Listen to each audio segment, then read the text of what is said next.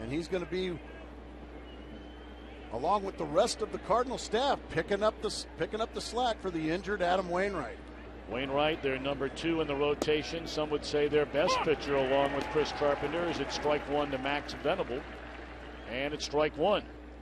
Max, the father, of course, of Will Venable, played in the big leagues for a long, long time for 3 different teams. You see Will Venable play a lot.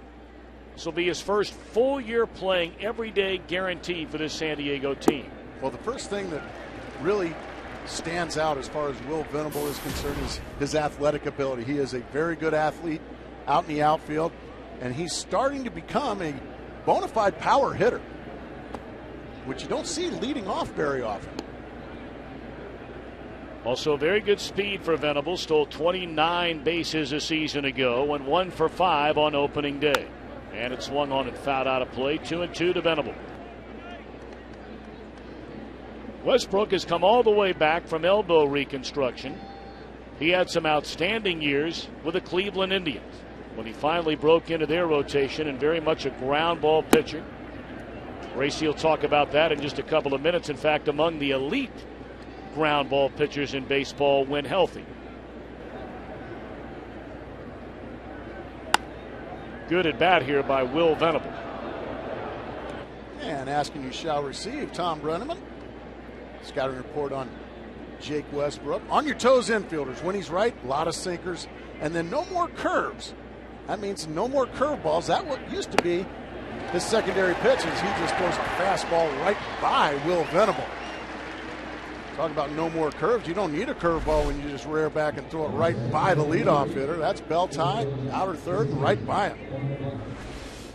But he's scrapped that curveball, which was his main secondary pitch, and now he's throwing more of a slider.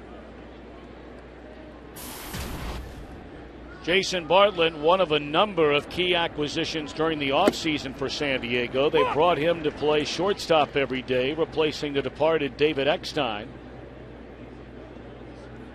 Bartlett coming over from Tampa Bay, where he was their most valuable player 2 years ago, when he hit up over 320 and was an American League All-Star. But last year, not nearly as productive. Had a good year, but not a great year.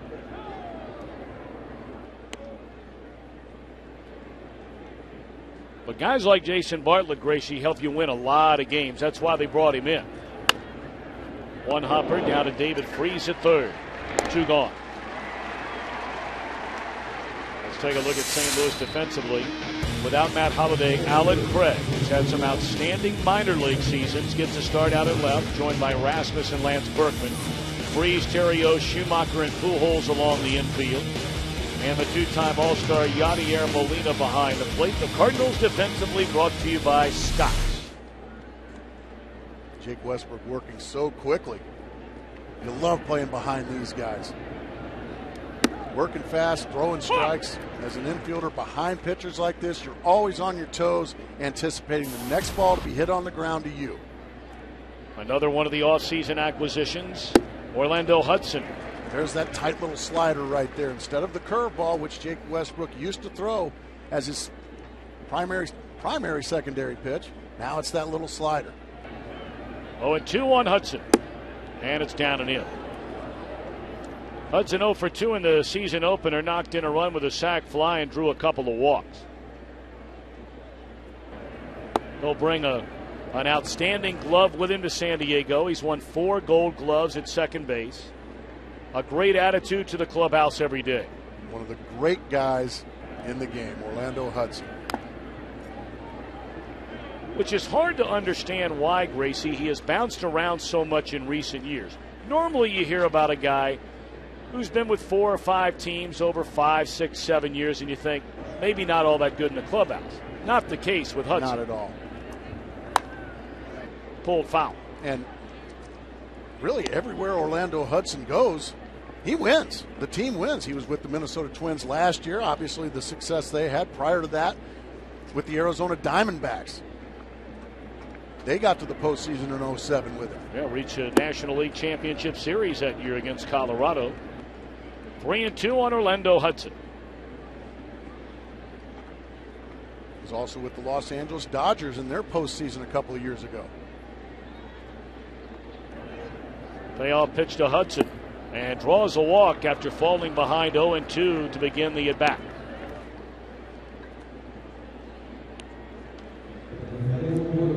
The judiciary on this opening weekend: Eric Cooper behind the plate, Mark Carlson over at first, Tim Timmons, the pride of Columbus, Ohio, at second base, and Jeff Kellogg down at third.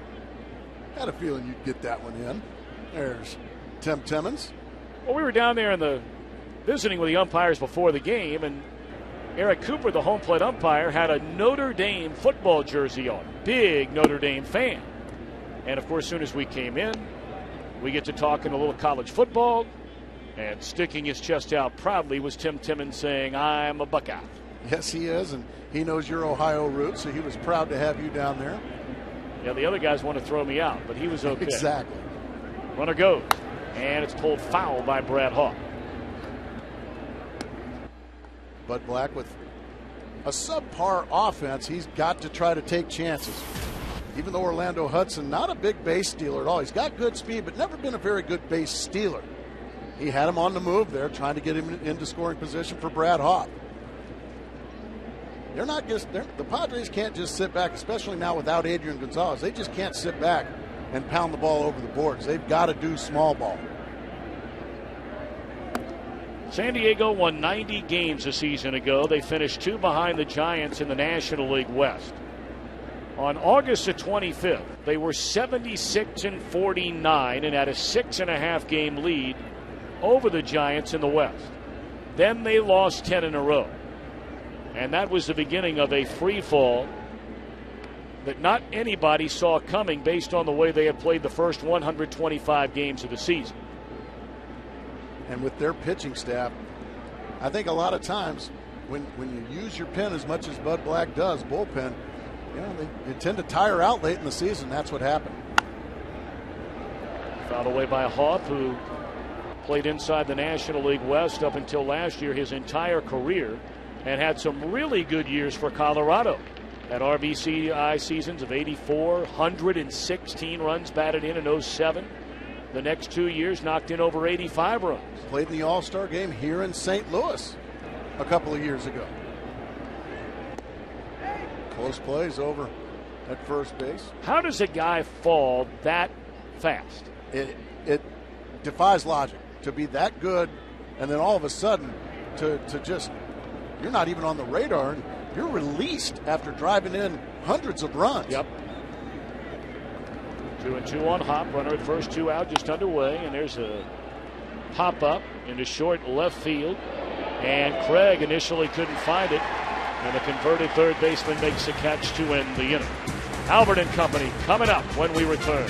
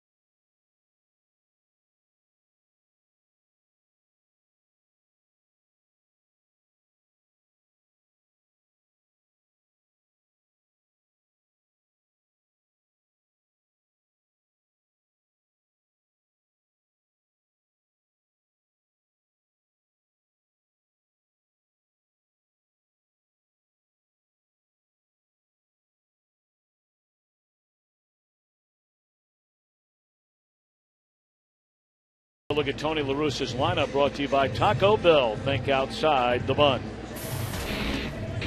Ryan Theriot at short, Colby Rasmussen center, Albert at first base, David Freese at third with Lance Berkman in right field. Alan Craig, the rookie, starts in left. Yadier Molina behind the plate. Skip Schumacher at second. Jake Westbrook is on the mound. And starting at 4, San Diego, a 14-game winner a season ago, is Clayton Richard.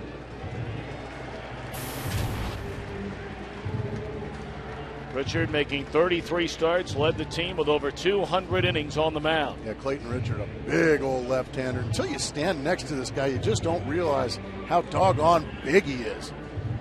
So here he is, his first start of the season. He's a guy, even though he's big and he throws hard, he's not a big strikeout guy, so he pitches to contact. And turn on the lights, you ask Tom Brennan. Well, he pitches a lot better at night than in day. So we'll see how that pans out today.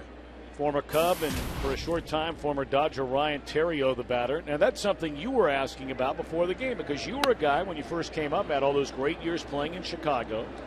At the time with the Cubs, you were only allowed to play 18 night games per year. So you played all the day baseball games. Right.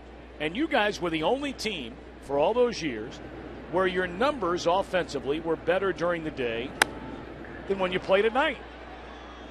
Fly ball into right field, easy for Venable, 1 out. And here are those numbers to back up what you're talking about. I mean, they're off the charts better at night than when the sun is shining. I mean, those are amazing numbers. Look at the record, 2-9 in the daytime. And then the batting average in the daytime over 300. This guy's got way too good a stuff. I don't know. He just needs more sleep. In there, strike one to Colby Rasmus.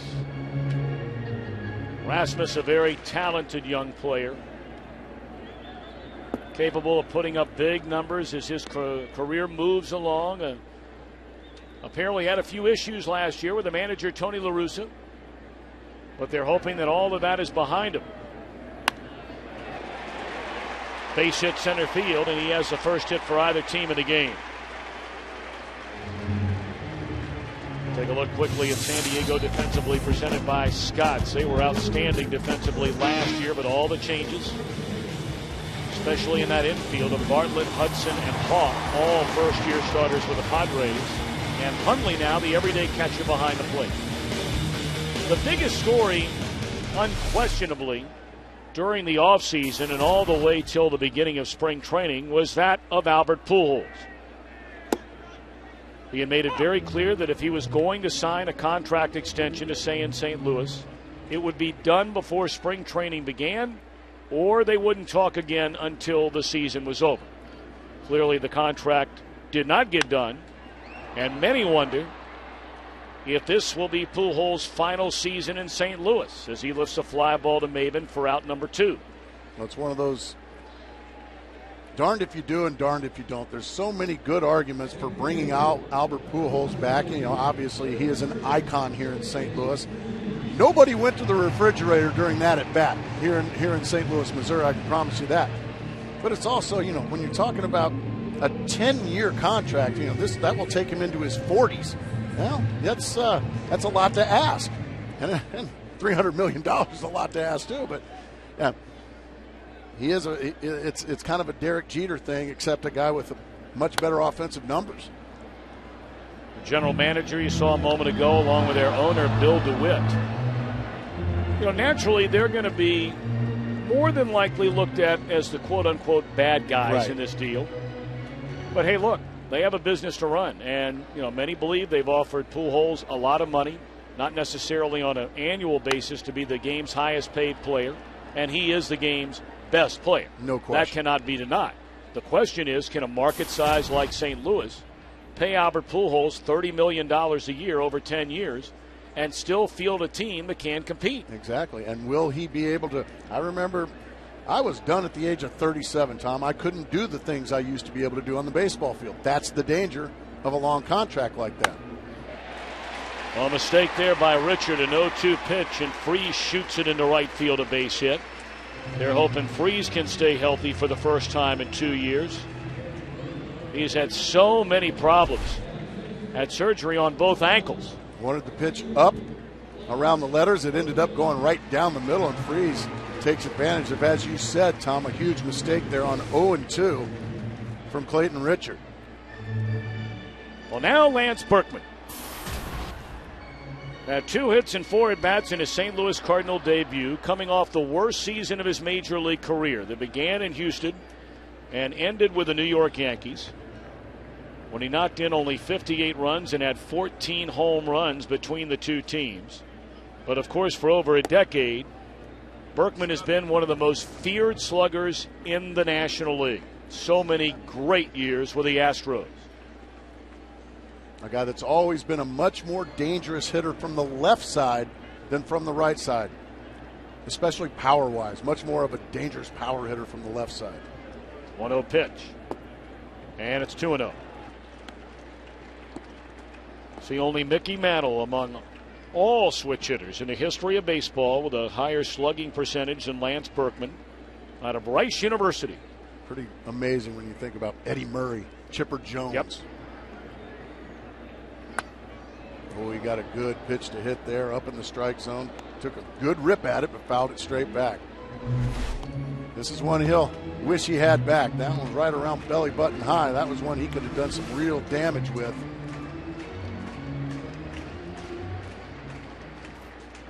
Two on, 2 out, no score. We're in the bottom of the first inning in St. Louis. 3-1.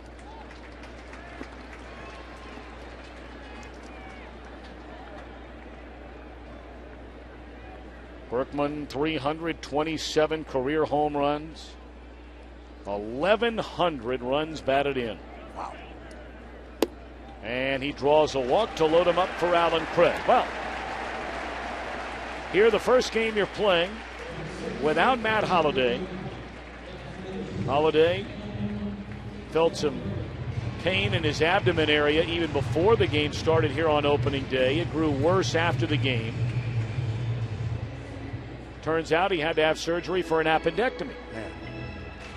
And so now this young man, who a lot of Cardinal fans have wanted to see get a regular chance to play for the last couple of years, Alan Craig, will get a chance. For how long, we don't know, but he'll get a chance to play. And all he has done in the minor leagues is smash the baseball.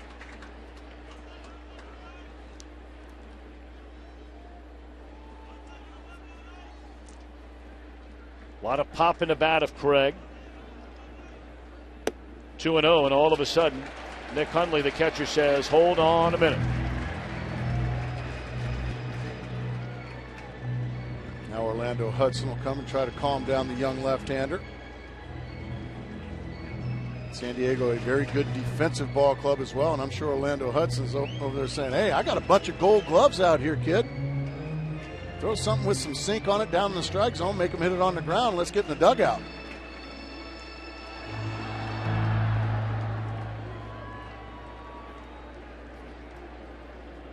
Richard has missed on 6 of the last 7, make it 6 out of 8, a much-needed strike on a 2-0 pitch. Went with the slider there.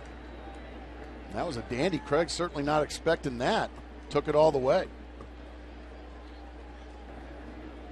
Rasmus, Freese, and Berkman aboard with 2 away in the first. Threw a fastball right by him, 2-2. Craig had a huge spring. Led the Cardinals in hits, runs, tied for the team lead in home runs. But when you have Holliday, Rasmus, and Berkman, it looked like he'd have nowhere to play again. Base hit center field will knock in a pair. And Craig, in his start for Matt Holliday, delivers with a 2-run single.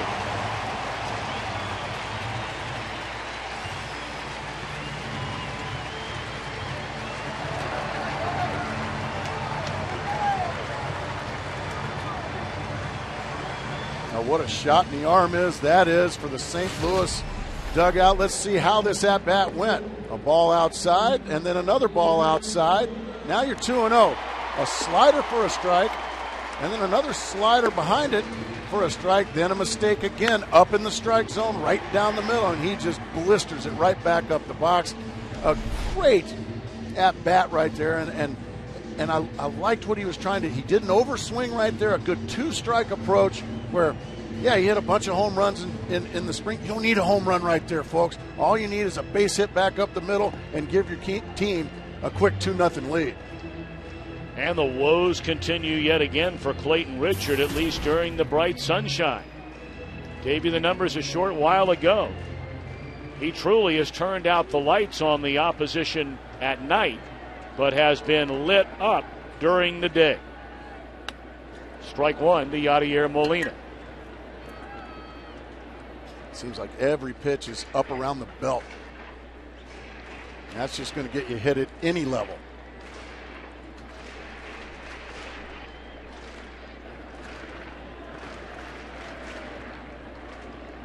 Cardinals last year finished 10 games over 500, but good enough for second place in the National League Central, 5 behind the division champion Cincinnati Reds. They bring in Berkman during the offseason. They get a healthy Jake Westbrook, hoping for a bounce-back year from Kyle Loesch. And within the first 10 days of spring training, they learn that Adam Wainwright's going to be out for the year with an injured elbow. And we said coming on the air, it is gut check time for every one of these St. Louis Cardinals. That is a lot of slack to pick up. The Cardinals, the last 3 years, in games that Adam Wainwright starts, games he starts, 43-24. Goodness.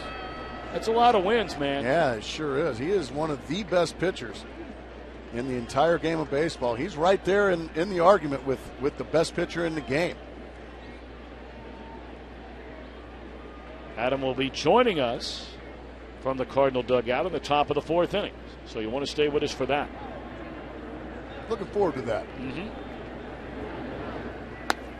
Well, you know, backing up what you're saying, Gracie, you look the last 3 years in Major League Baseball, and let's just start with earned run average. Okay. 3 years now, all of Major League Baseball. The only pitcher with a better ERA than Adam Wainwright is Roy Halladay by 1/100th of a percentage point. A guy that's won a couple of Cy Young awards. I mean, look at those numbers. 11-3, 19-8, 20-11, all after becoming a starter. After, of course, he made all that noise pitching out of the bullpen when the Cardinals won the World Series. He was a great reliever for these Cardinals. He's going to have to be a spectator for the entire season, unfortunately, for Cardinal fans.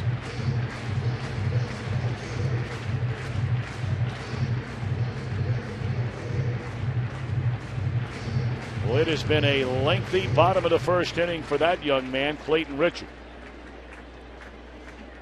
He's given up 2 runs and 3 hits. And this will be his 27th pitch of the opening inning.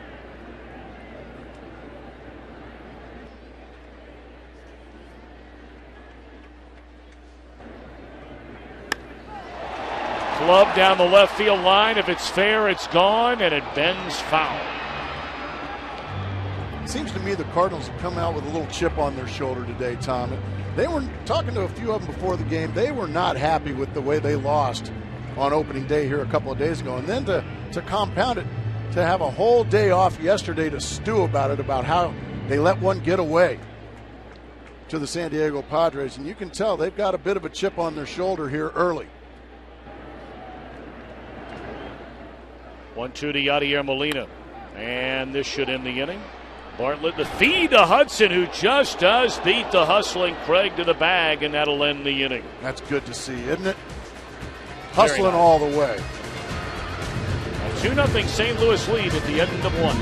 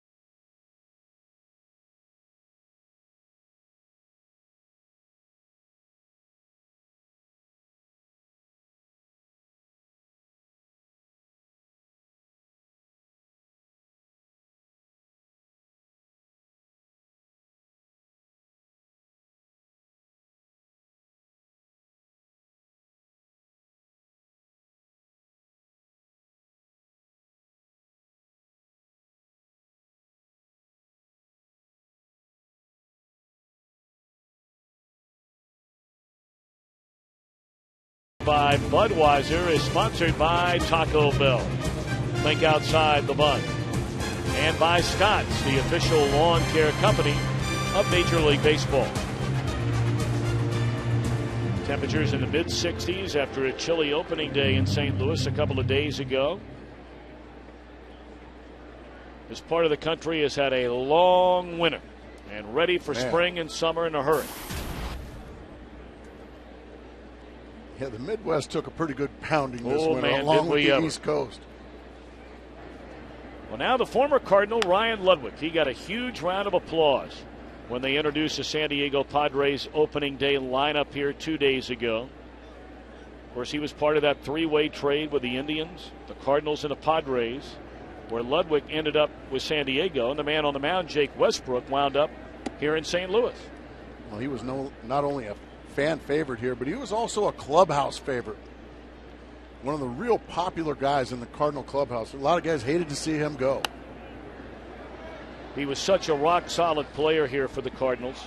But after the trade, he was extremely disappointed at his lack of production with San Diego.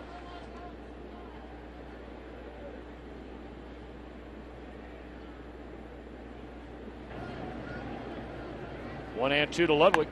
And a check swing. Did he go around? Foul away. Well, it's a lot bigger ballpark, Petco Park out in San Diego, than here at Busch Stadium. I mean, Petco Park is a graveyard for long fly balls. And Ryan Ludwig is a guy that hits lots of long fly balls. They were home runs here. They were outs at Petco Park. It's great for your pitchers, not so great for your numbers offensively. Which makes you marvel even more at what Adrian Gonzalez did as a San Diego Padre. No question. That guy would be hitting 50 a year playing for anybody else in his home ballpark, any other team in the National League the last 3-4 years.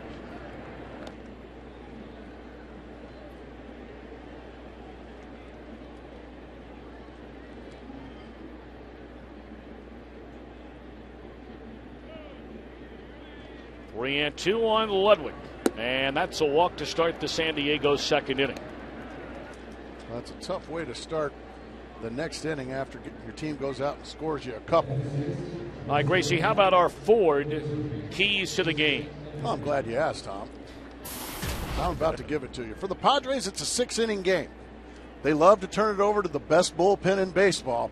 So if they can get Clayton Richard through 6 with the lead, they're going to win. The Cardinals just need to clean it up. They played a very poor game here a couple of days ago. They made errors. They blew opportunities offensively. They made mistakes that Tony La Russa teams just usually do not make. And they need to clean it up.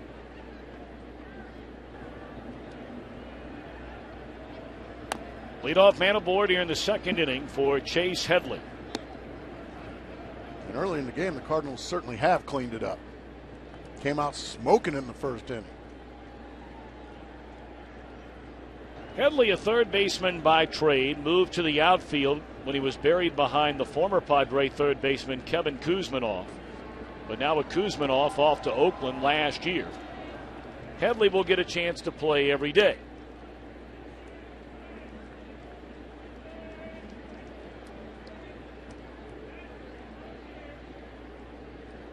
I've always been a Chase Headley fan. I like the way he plays the game. Just a tough out, a scrapper. That one gets away from Molina, and advancing on to second base, standing up is Ludwig.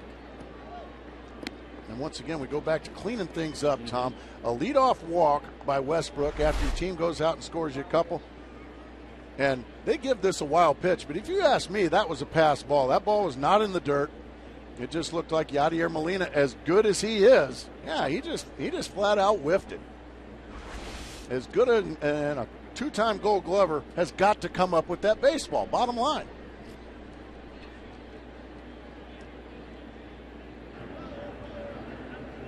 Two and two to Headley. Ludwig in scoring position with nobody out, and that'll advance a runner 90 feet for the first out of the inning.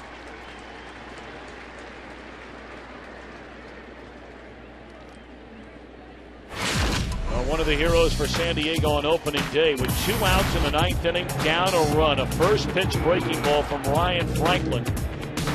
And Cameron Maben in his first game as a Padre homers to straightaway center to tie it, sending it to extra innings where the Padres win it 5-3 in 11.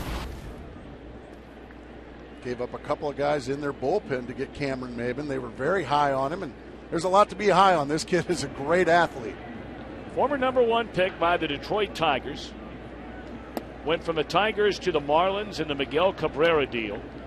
And now traded during the offseason from the Marlins to San Diego, where he was told that he would not be going up and down from the minor leagues if he struggled, which a young player will do. And a good way to get it started in a Padres uniform here 2 days ago.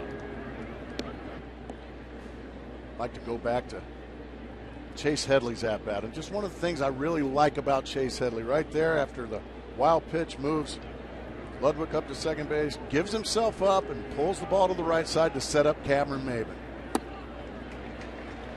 2-1.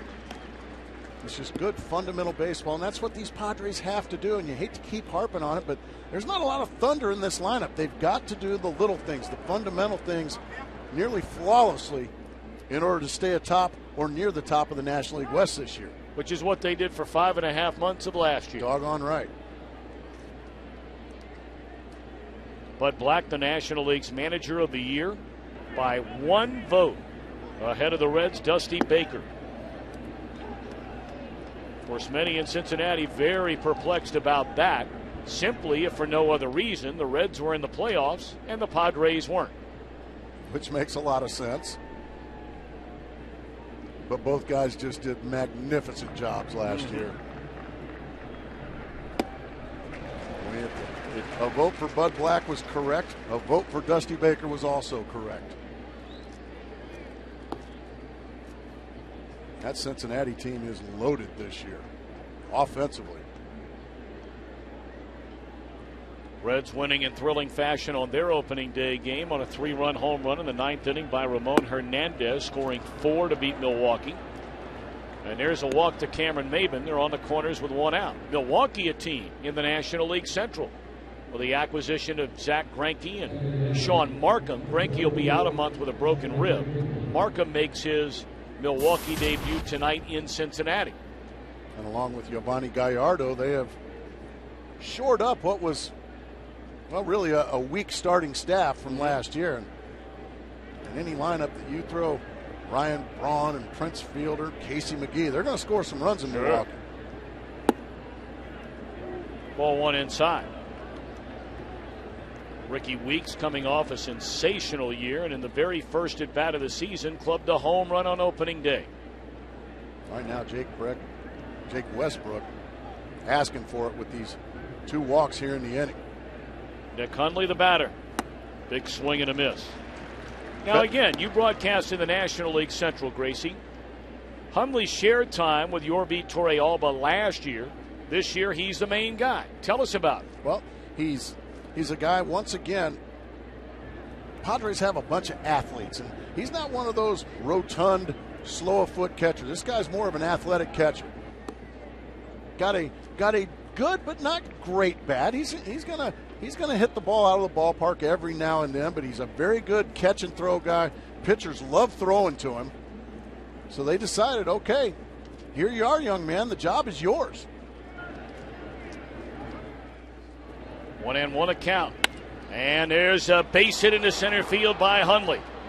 Going first to third is Maben. It's a 2-1 ball game, and they're still on the corners as Hundley drives in his 3rd run in 1 game and 1 at bat.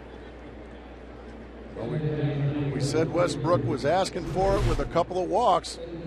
Gets a sinker up, and Hundley doesn't try to do too much with it. Another good approach. The effort there by Theriot, but it's into center field. And how about Cameron Maben? Shot out of a cannon from first base, going first to third easily.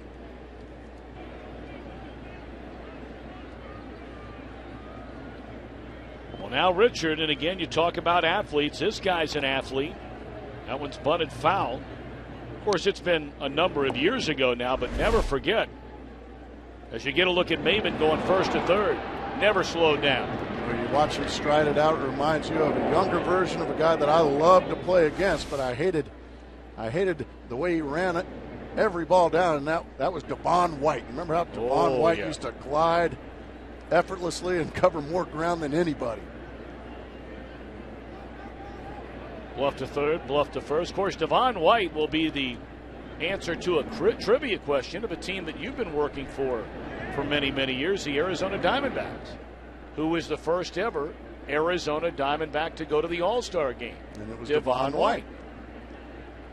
He had a great career. Boy, did he ever. 0-1 on Richard. And here comes the runner from third base. The squeeze put on looked more like a safety squeeze, and you can't roll it out there any better than Richard, the former quarterback at the University of Michigan. Well, I am watching these Padres offensively, and this is fun to watch. That's a safety squeeze. That wasn't a suicide squeeze, and flying down the line is Maven, perfectly executed by Clayton Richard. A couple of walks and this fundamental San Diego State offense. Chase Headley, a ground out to the right side to move a runner up.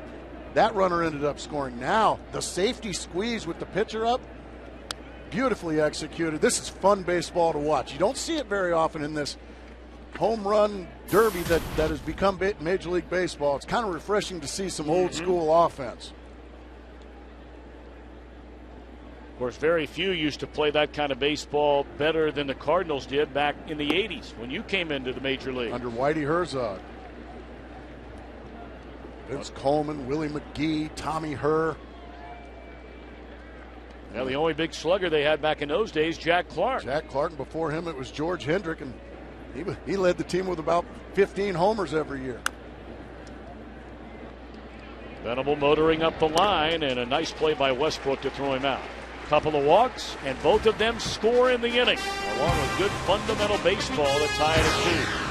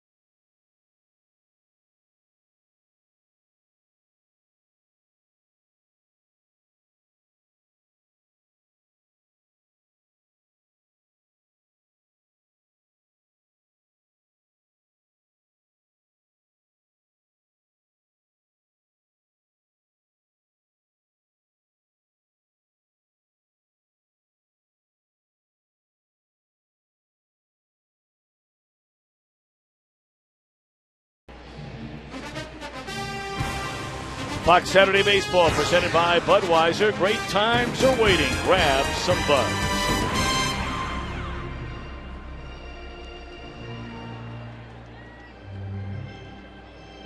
The Clydesdales, of course, the very symbol of Budweiser for so many, many years. Part of the opening day festivities as they are every year here in St. Louis.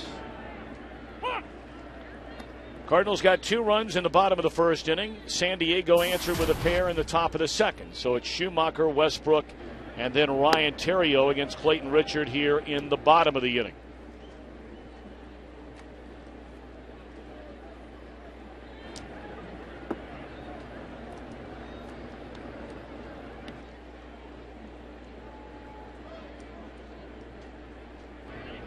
Richard allowed 3 hits, a walk, a couple of runs in the first, and fell behind virtually every batter, as he's done here with Schumacher to start this inning.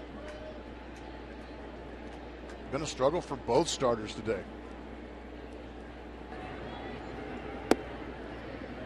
Pours a strike right down the middle, taking all the way Schumacher. He understands his role as a leadoff hitter in this inning. He's trying by hook or by crook to get on base. Charging hard is Bartlett and throws out Schumacher. 1 away.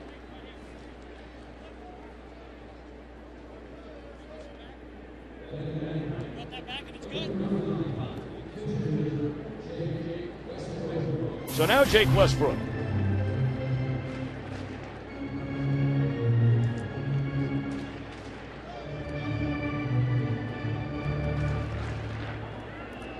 Going to look at some of the scores around baseball earlier today. Your original team, Gracie, the Cubbies rally for 5 in the 8th inning to beat the Pirates. Pirates showing a little spunk. They are. Got a grand slam from Neil Walker on opening day to beat Chicago and Ryan Dempster. Yeah, those young prospects for the Pirates. And the pitcher drops one into center field, a hit for Westbrook.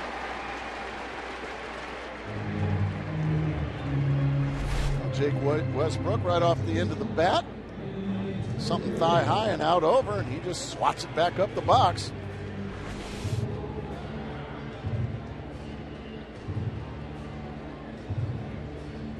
Clayton Richard came over from the Chicago White Sox in the Jake Peavy trade. And so far, anyway, that has been a landslide deal in favor of San Diego. So far. Jake Peavy, a former Cy Young Award winner, just hadn't been healthy. And this young man right here in his first full year as a starter won 14 games for the Padres last season. A lot of people don't know about Clayton Richard, but he is one of the bright young left-handers in all of baseball. Ryan Theriot, throughout his entire career, played for the Chicago Cubs, then was traded at the deadline last year and wrapped things up in Los Angeles with the Dodgers.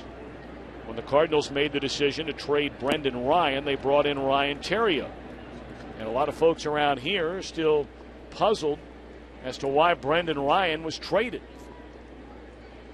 He had a tough year offensively, a dynamic defender at shortstop. And one funny guy. Is he? Oh, man, just a hilarious guy.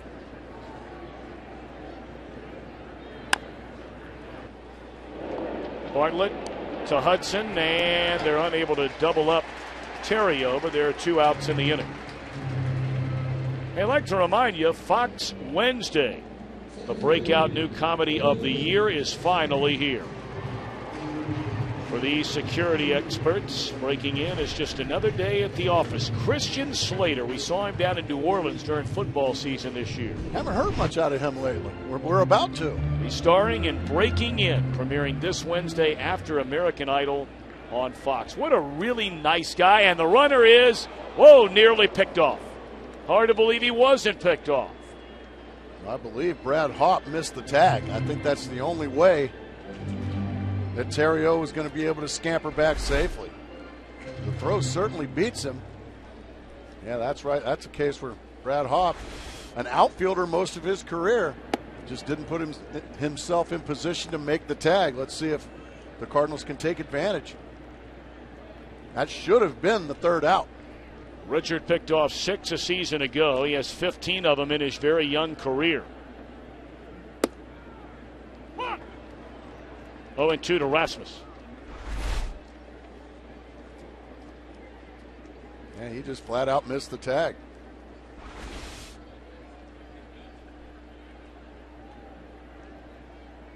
And that's a situation as a first baseman.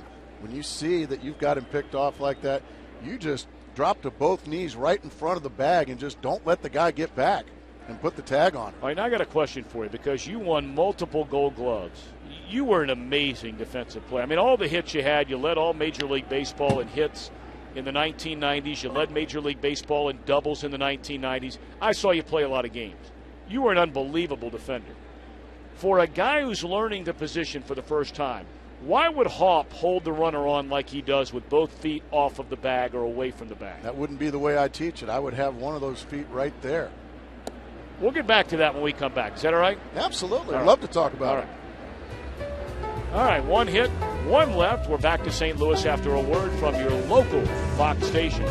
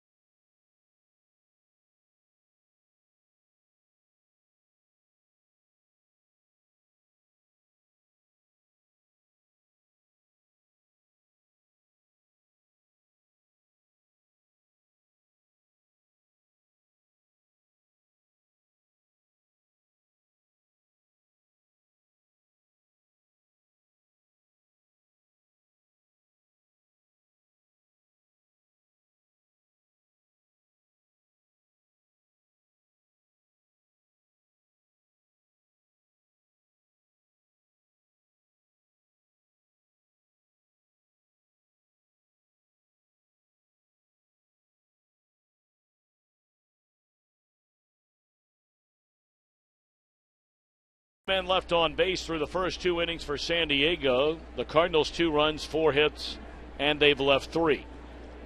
It'll be 2, 3, and 4 in the Padres batting order. Bartlett, Hudson, and Haup against Jake Westbrook. Strike 1 to Bartlett.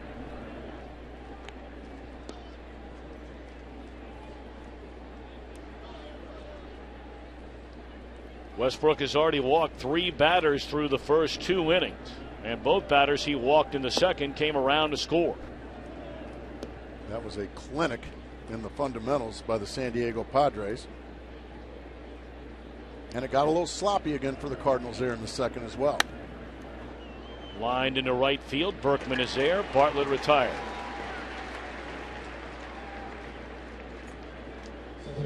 Well, as part of our Fox Sports Supports charitable initiative this summer, we're proud to wear our pins during the 2011 Major League Baseball season on Fox to support Stand Up to Cancer and their work to fund groundbreaking research that helps accelerate treatment to patients.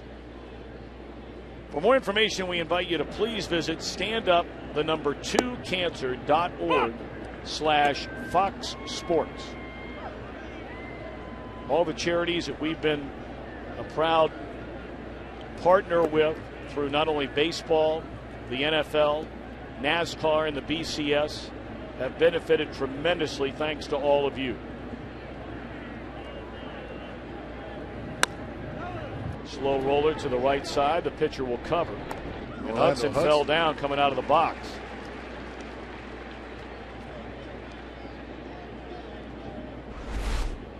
Let's see what happened here with Orlando Hudson. Goes to take off, slips, down he goes.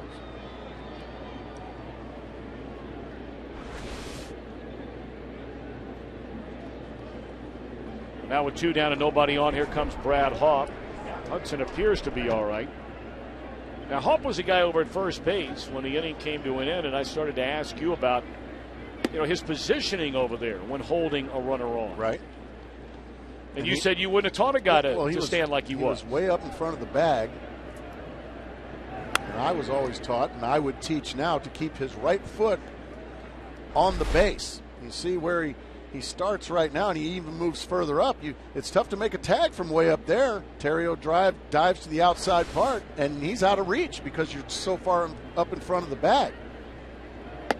And in fairness to him, this is only his 11th game at first base. He's an outfielder by trade, and he's a strikeout victim to Jake Westbrook. A 9-pitch inning. We're tied at 2.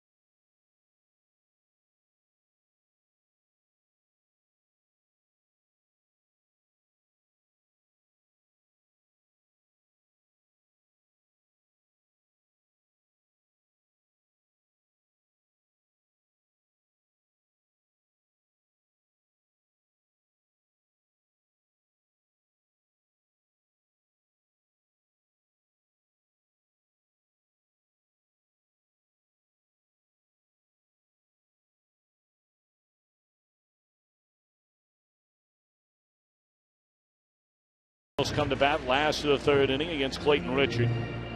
And the big fella to lead things off, Albert Pujols.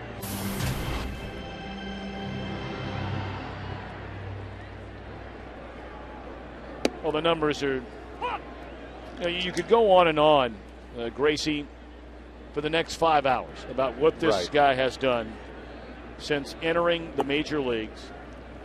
His first 10 years, and by the way, it was 10 years ago today. Albert Pujols made his major league debut with the Cardinals in their starting lineup in Colorado. And this one launched as if on cue to left center. His first hit of the year, a home run.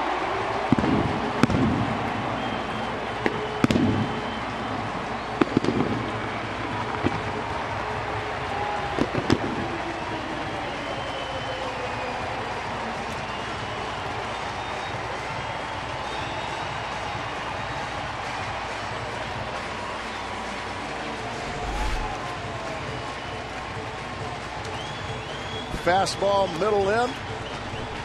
Albert was ready. And his historic run through his career just continues. A rocket into the visitors' bullpen.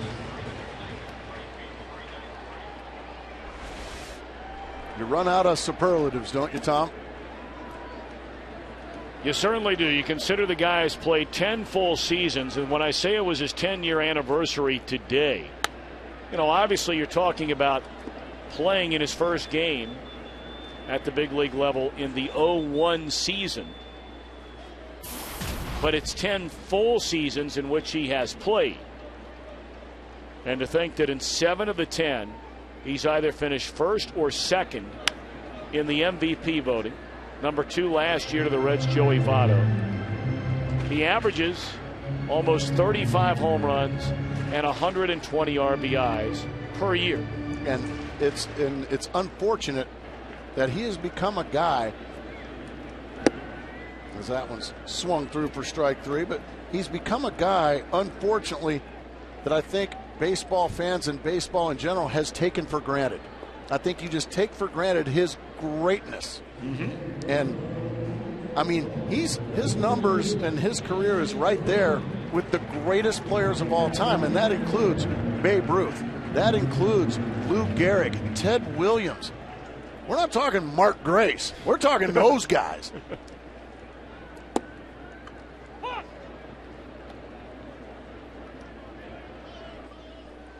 I mean, take a look at some of these numbers. There's a lot going on there. We're going to come back to it here on the 0-1 pitch to Berkman, fouled away.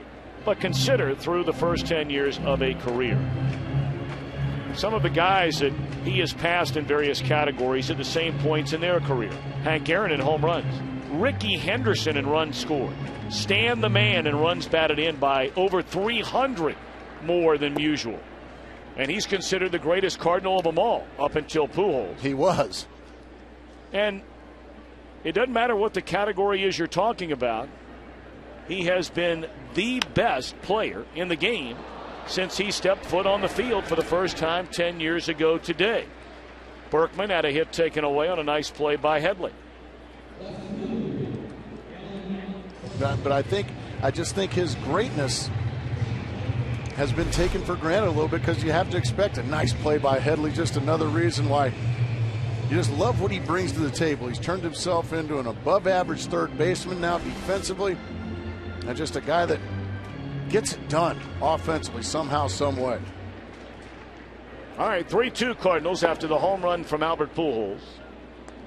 A strikeout and the ground out later. Here's Craig, who had a 2-out bases loaded single in the first inning.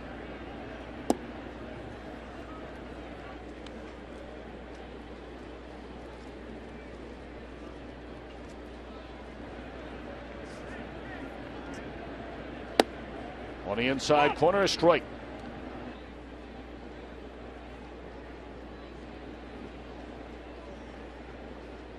Craig, an 8th round draft choice in 2006 out of Cal Berkeley. There's a fly ball into short center. Maben finds it, inning over. But Albert Pujols touches them all for the first time in 2011 to give the Redbirds a 3-2 lead.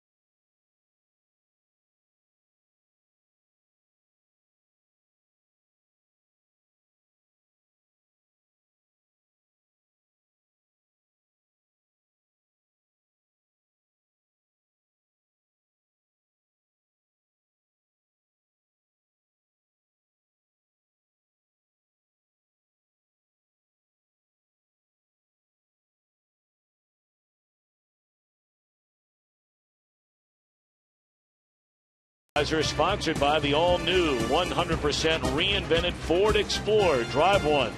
And by DirecTV. Don't just watch TV, DirecTV. I was watching Mark Race and Darren Sutton on DirecTV yesterday. Were you? Oh, that had to be a thrill.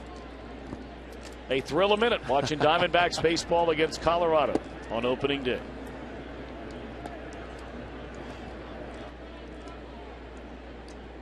Ball one to Ryan Ludwig. He'll start things against Jake Westbrook as he did back in the second inning. A walk, then a hit now. And Ludwig scored the first San Diego run back in that second inning.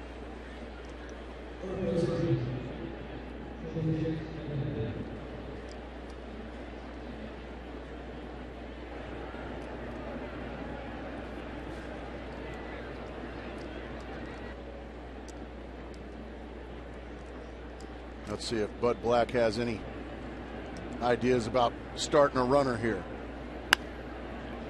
First pitch swinging and lifting a fly ball into left field just on the warning track. It's Craig to make the catch and Headley retired.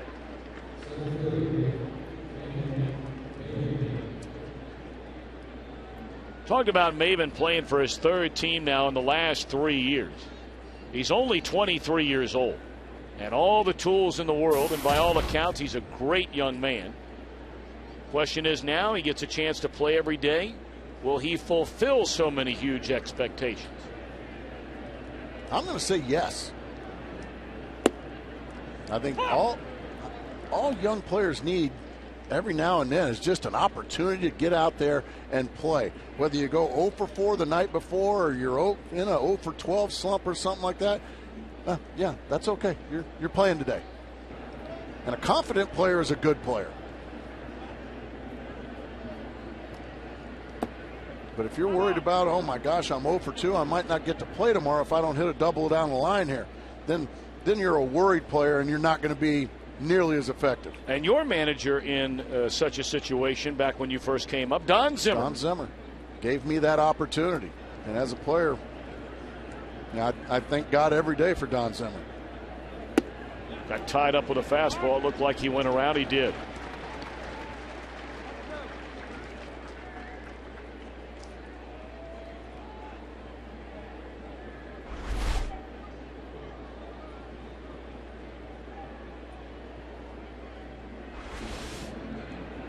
Saw the late tilt in that sinker. Calling timeout. Westbrook and Richard both working so fast.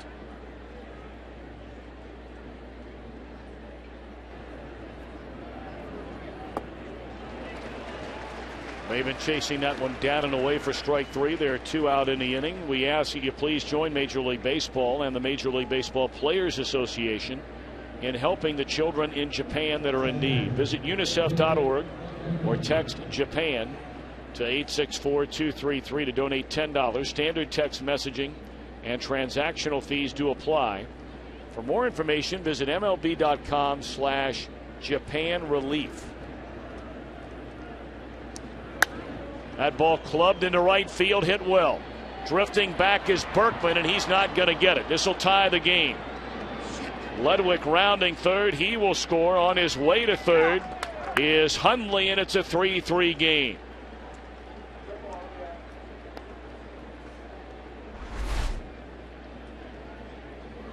Well, a sinker that stays up thigh high. Great job by Hundley, letting the ball travel, driving it the other way. Berkman, no chance. And by the time Skip Schumacher, the second baseman, goes out and corrals it, look at that big old catcher running fast. There ain't no parachute behind him. He's flying around the bases. We said he's one of those athletic catchers. He's sure proven us right, Tommy. Right back to the mound off the bat of Richard. That'll end the inning. So a 3-3 game after the 2-out run scoring triple by Hundley. We're off to the bottom of the 4th.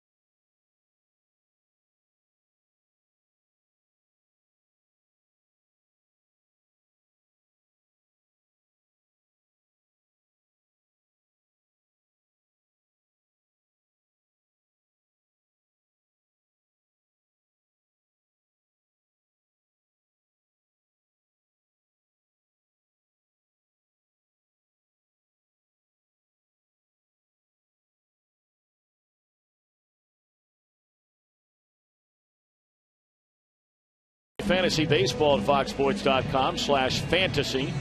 As always, Fox Fantasy Baseball 100% free. You get expert advice, draft kits, free live scoring, and so much more. Play today at foxsports.com/fantasy. You play in any fantasy leagues, do you, Gracie? No, I don't. Pulled foul by Yadier Molina to begin things in the Cardinal 4th inning in a 3-3 affair. I'm not saying that I wouldn't. I did it for a couple years and my team stunk. So I just decided maybe that ain't for me. Fantasy football you do play. I do like that. And I am still the laughing joke and the running joke, lo, these many years, 5 years later. The only year that I ever participated is when we had the draft in D.C., right. as you recall. And I chose Curtis Martin, who had been injured 2 weeks before and was out for the year. Here's a roller foul of the third baseline. And the smugness and the arrogance with which you picked Curtis Martin is unforgettable. There is not a shred of doubt on that.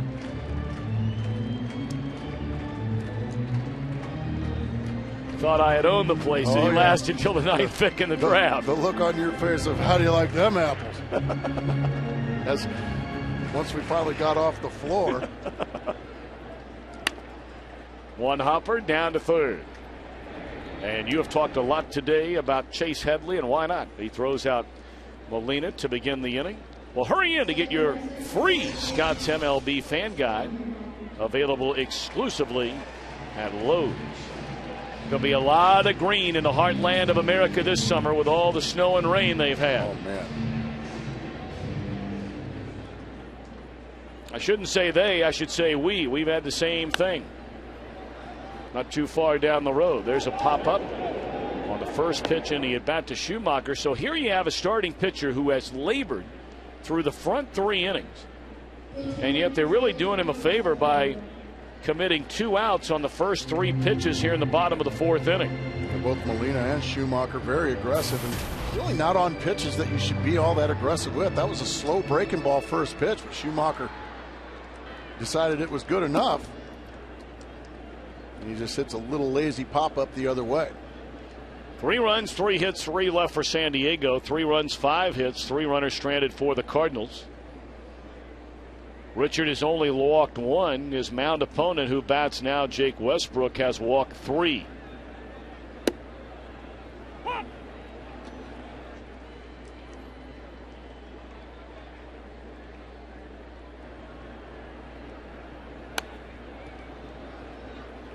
We told you earlier we hope to have Adam Wainwright from the Cardinal dugout in the 4th inning. He will be joining us in the 5th inning. Adam Wainwright out for the year after undergoing Tommy John elbow reconstructive surgery. Off the end of the bat, a broken roll to first, and that is that. No, he missed the bag. It looked like his heel clipped the top of it from here. But Mark Carlson, watching all the way, says no. Well, the argument there is Clayton Richard thought he got it, his foot slipped right across it. And I think he did get a heel on the bag there. The replay looks like he may have, but what happened was Brad Hopp took too long to get the ball to Clayton Richard. If we can get another shot of the entire play, Hopp holds the ball. Well, the whole time you're holding the ball, the pitcher's getting to first base. Now he has to blindly reach. And it's tough to tell from that angle, but it just didn't look good. Watch how long Hopp holds the ball now. Okay, I've got it. I've got it. Now, Clayton Richard's too close to first base. Now he has to look for the baseball and blindly kick for the bag. Mark Carlson looking right at it, says he didn't get enough of it. So the inning continues. That'll be an error charge to Westbrook, or allowing Westbrook to reach on Richard. First error committed by either team in the game, and the leadoff man Ryan Theriot bats for the 3rd time, hitless in 2 trips so far. 2-1. You were a guy at first base, and I, having done so many games with you, I always think of it every time I see a first baseman do it now. It would not have applied there to Hopp because he was too far off the bag.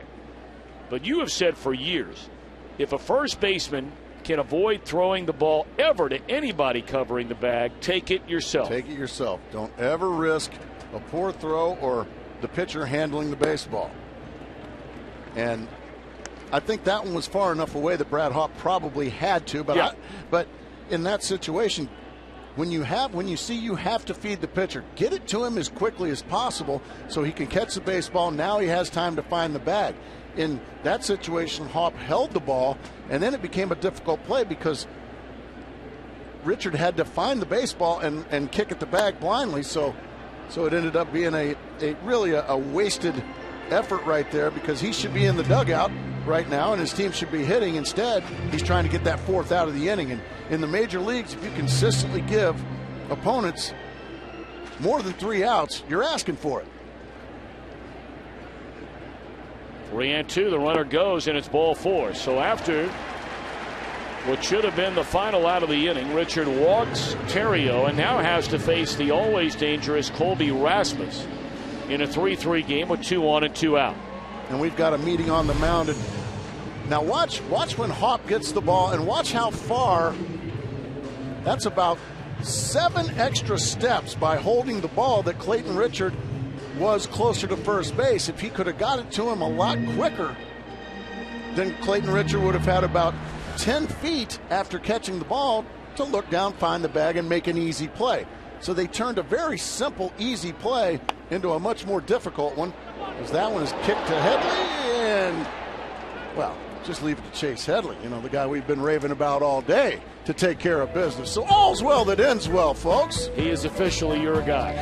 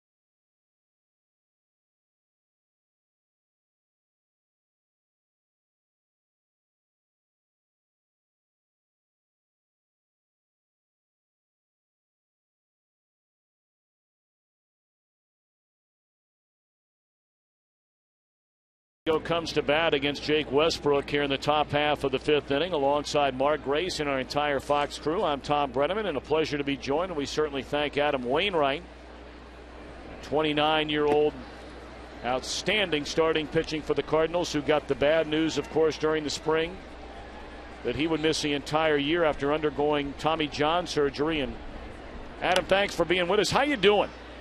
I'm doing great. Thank you all for having me. When you're sitting here watching, this would have been the game that you started, the second game of the year after Chris Carpenter on opening day. How hard is it? Well, I mean, if you need to get here, okay. You know what? I'm trying to stay positive. I think that'll help my recovery process, and it'll give everybody a boost on the team. If I'm walking around here pouting and stuff, it's only going to bring negative attention to the team and to our clubhouse. So I'm trying to stay positive. I feel like I'm doing good. My rehab's going well, so it's really all I can do. You mentioned the recovery process. Take us exactly. What is it? Is it an every single day routine for you? It is, for the most part. You know, it's I'm allowed 48 hours off at the max. So if I have to go out of town for something, then when our team leaves, I have to get right back. So it's pretty intense. It's not the work itself, but just the importance of staying on it every day, getting that good range of motion back, and the strength in your and stability of your scap and shoulder muscles. So I'm taking it real seriously. I think my team and organization deserves that. So I plan on completely coming back next year stronger, with a better overall baseball game. I have a whole year to get better at this sport. So I'm going to take it real seriously. Leadoff infield hit by Will Venable. They'll certainly keep an eye on him over at first after 29 stolen bases a season ago. And it's in there, a strike to Jason Bartlett. Would not be a surprise to see Venable in motion. Bartlett handles the bat extremely well. Adam, you hate even bringing it up, but boy, if you needed advice, every pitcher in your starting rotation has undergone Tommy John surgery at one point in time during their careers. With the exception of Kyle Loach. Yes, I'm right, sorry, yeah. yes. He has a big zipper. Oh, what a great play. And there's a diving stab at short by Terrio, but it's an infield hit. Yeah, you have a total of 5 pitchers that have had the surgery. Right, yeah. I mean, have you... And a bullpen catcher to boot. Yep. You know, it's, there's no shortage of supporting cast here. You know, the guys are being really awesome. If I have questions about who to talk to or what am I expected to go through, you know, I can go to a bunch of different guys on this team. It just goes to show you the success rate of the surgery. Yep. Actually, it really is amazing, and how many guys have come back, and everybody is hoping that this will apply to you as well. So many guys come back and throw the ball even better than they did before the injury. I mean, you wouldn't wish the injury on anybody for that reason. You know what I'm getting at here. But the point is, at least you know there has been a lot of success for a lot of other guys. Yeah, the thought that you come back throwing 5 miles an hour harder just because of the surgery is not correct. You know, you actually just pitch like you would have had you not had an injured ligament. So many times we, as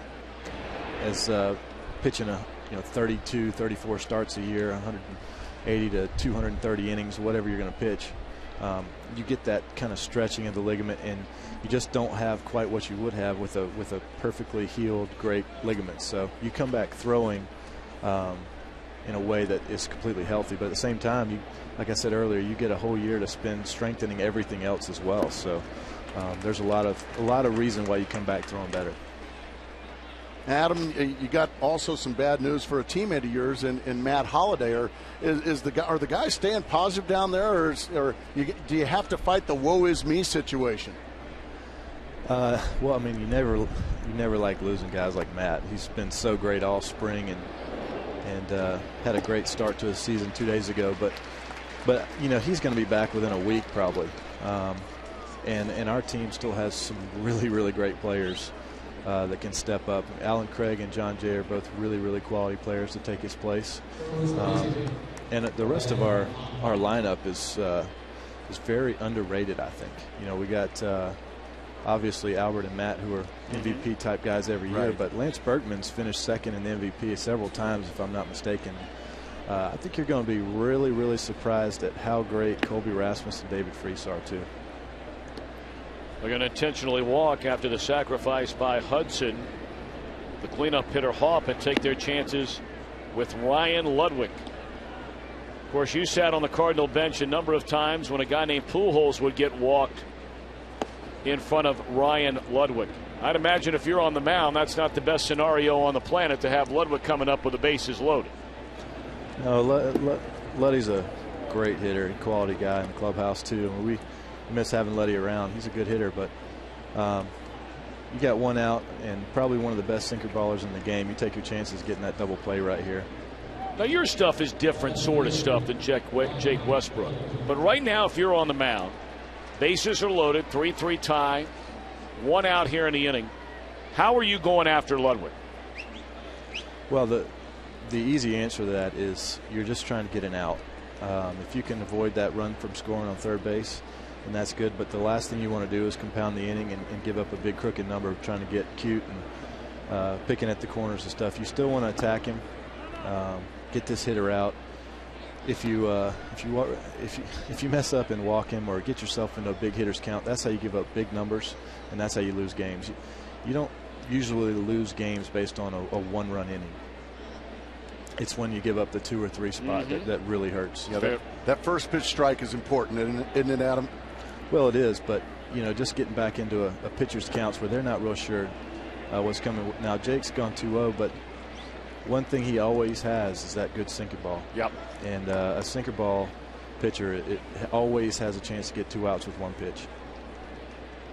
I'll tell you what, he's going to be a good color analyst one of these days. Well, he might be spending a lot of time up in the Cardinal TV booth this summer. I've got a year to do something. 2-0 to count on Ludwig, and now it is 3 balls and no strikes.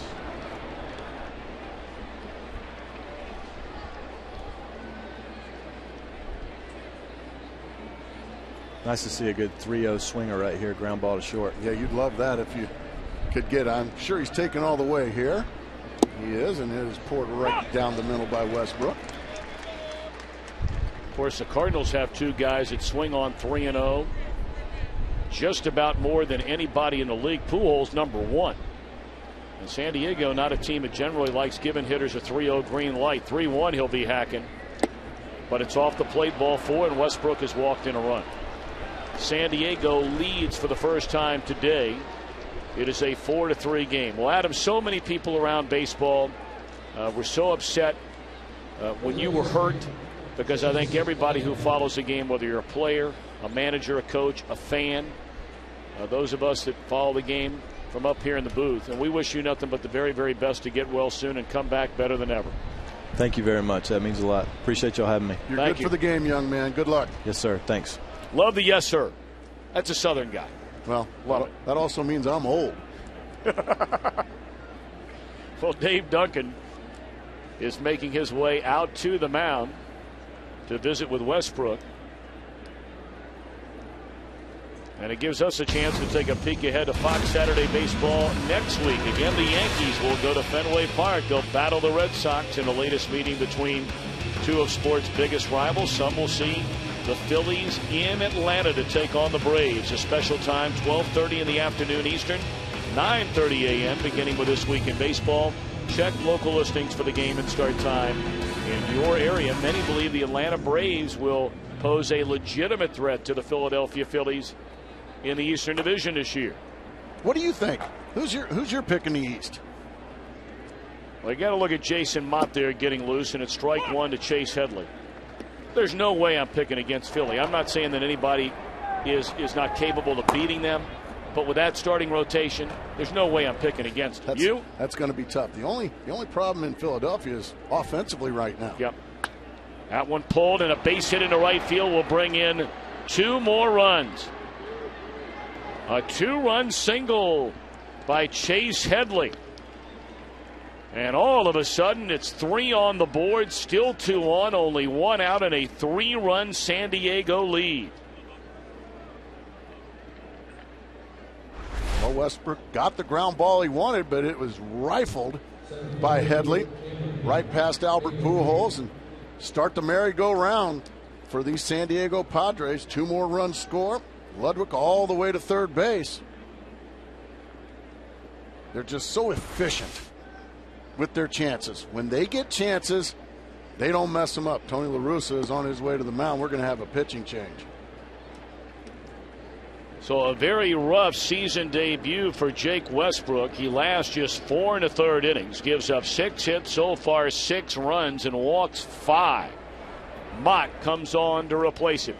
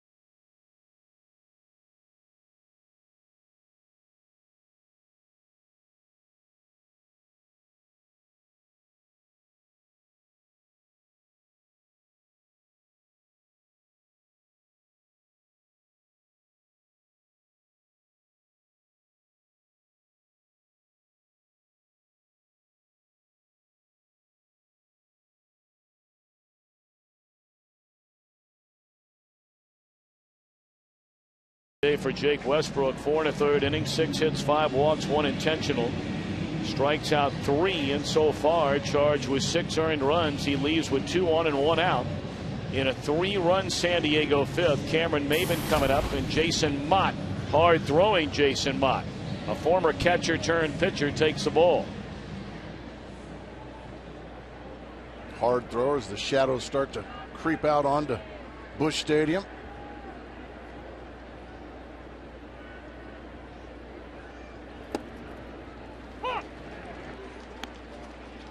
Mott's kind of fun to watch pitch, Tom. He's got a lot of quirkiness about him. He's not afraid. Oh, no. And he's got good stuff. Throws very hard.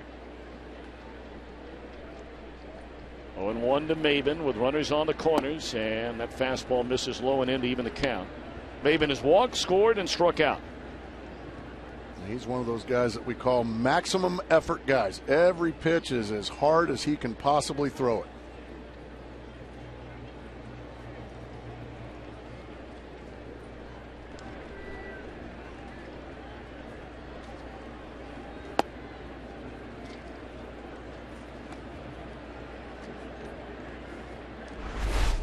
This is max effort right there, just dropping and driving.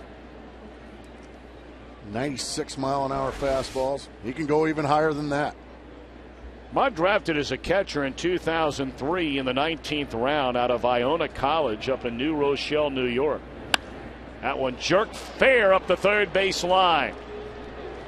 Scoring from third is Ludwig. Headley on to third, and into second, hustling with a double is Maben.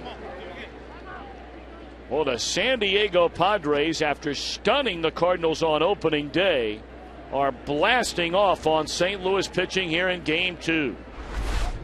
Well, fastball once again stays in the middle of the plate. Maben cut it right off and just drilled it down the third base line. Hopping out of the way of it was third base umpire Jeff Kellogg, pointing it fair, and the Padres just continue to pile it on here with 1 out in the top of the 5th inning.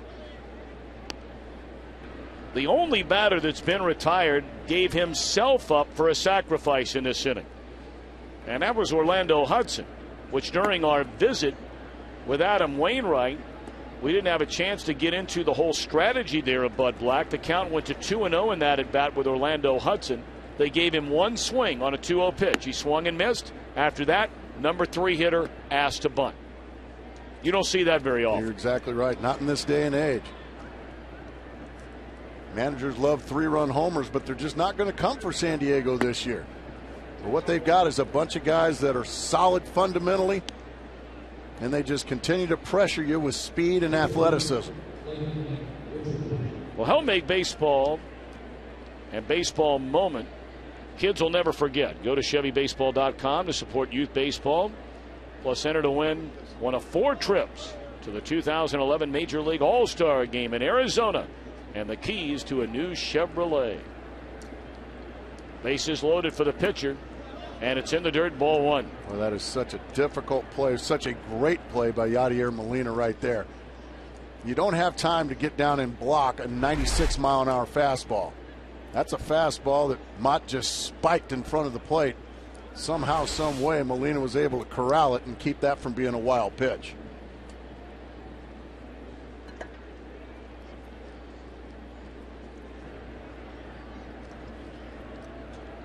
Richard, the 9th man to bat in the inning. Of course, he put down a safety squeeze back in the 2nd inning, and if there is ever a time to do it again, it is now, because you've got Mott on the ropes.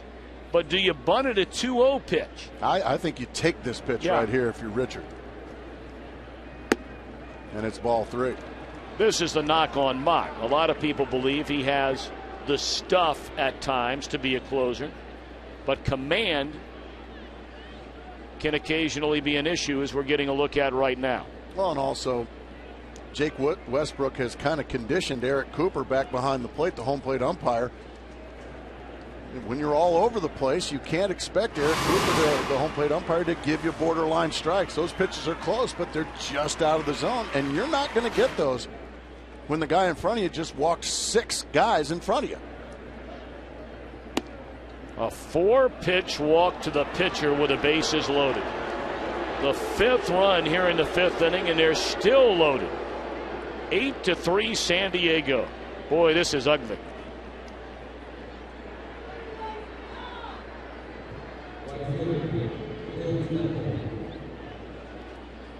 Jason Mott has come in, allowed an RBI double, intentionally walked Hundley, and then walks the pitcher on 4 straight.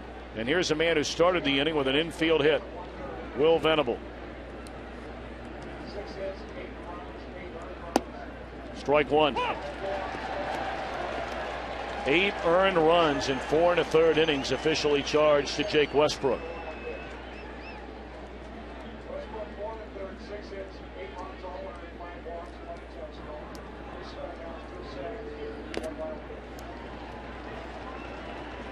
A much needed 0-2 count here for Cardinal pitching. Mott is a strikeout pitcher. He needs one badly in this situation. He's got a decent breaking ball as well as that 96-mile-an-hour fastball. This might be the time to use it right here to get that strikeout. 0-2 on Will Venable. That ball driven into left center field will bring in another run. The catch made by Craig. Tagging and scoring is Maben to make it a 9-3 San Diego lead. Well, Mott stayed with the fastball. 0-2 fastball pretty much right down the middle. And the fundamentals just continue for San Diego Padre offense. Sack flies, perfectly executed bunts, safety squeezes, moving runners over, hitting behind the runner, taking the extra base, going first to third. It's been a clinic today.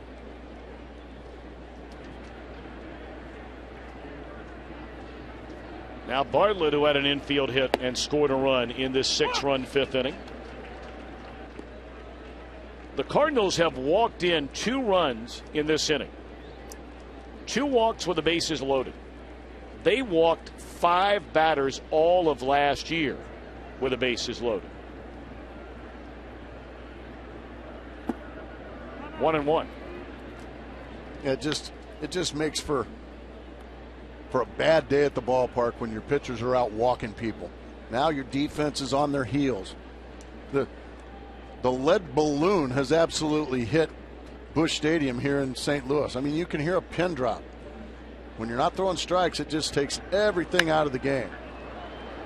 Fly ball straight away center field off the bat of Bartlett, and mercifully the inning is over for the St. Louis Cardinals. A 6-run 5th, but a long way to go. Pujols and company will try and put a dent in this 9-3 lead when we return.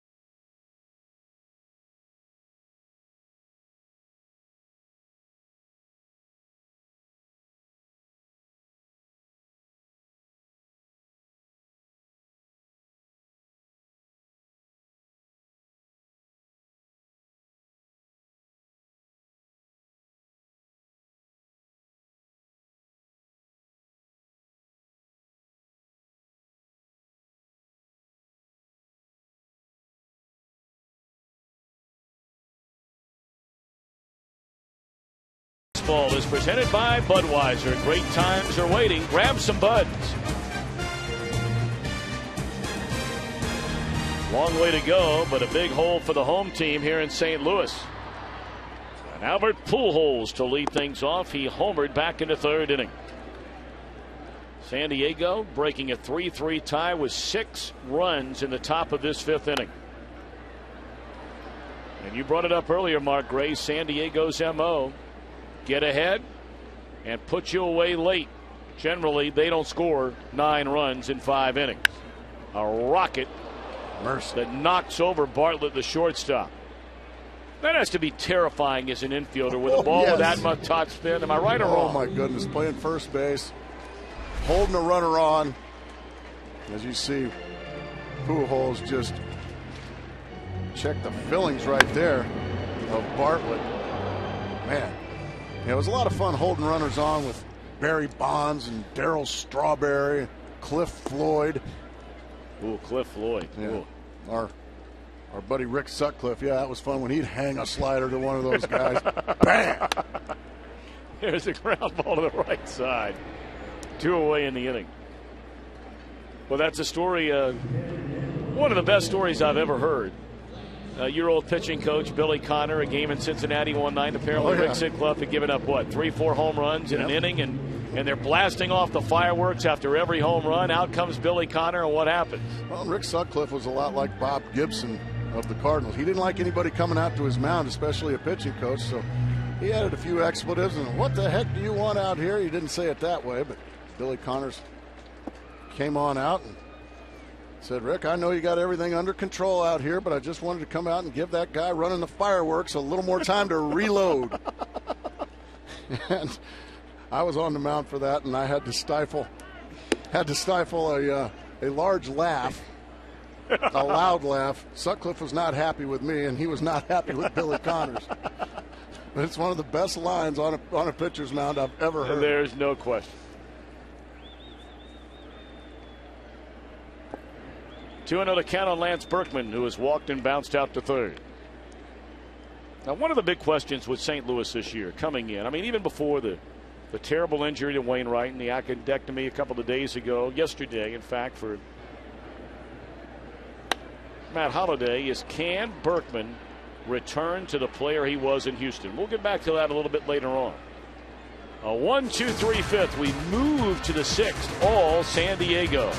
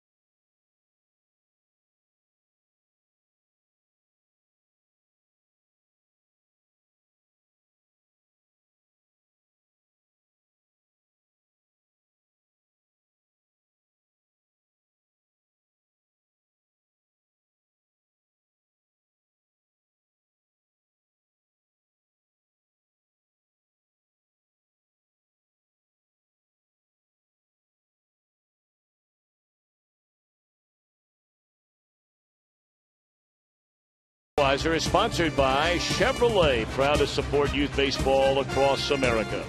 And by Lowe's. Lowe's, let's build something together.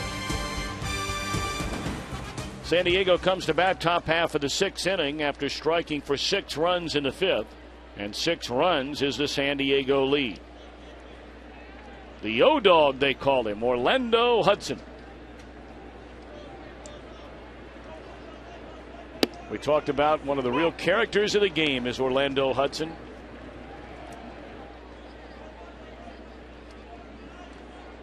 Talked about the O-Dog. It came from the Menace to Society. Grew up a big Ken Griffey Jr. fan. Loved playing at Old Yankee Stadium. And he is, without question, the single most talkative player in baseball. No Would you question. agree?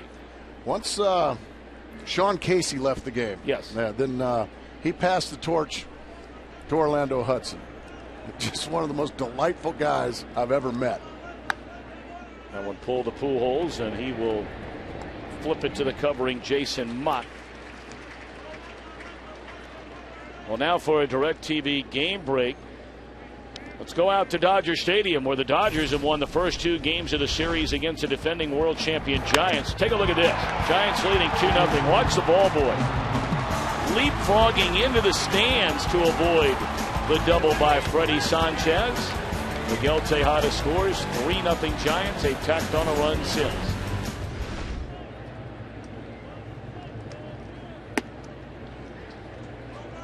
Who's your pick in the West this year, Tom?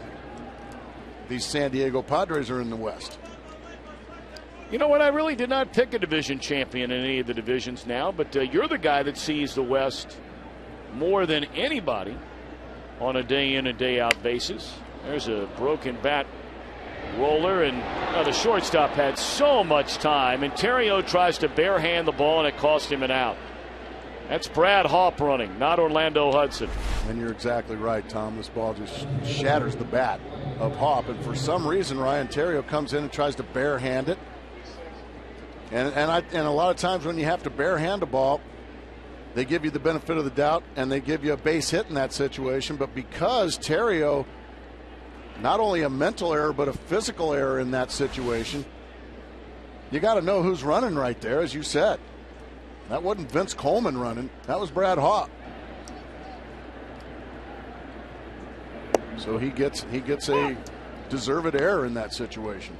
Well, here's Ryan Ludwig, who's been on 3 times, 2 walks, once with the bases loaded, a single. He has scored 3 runs.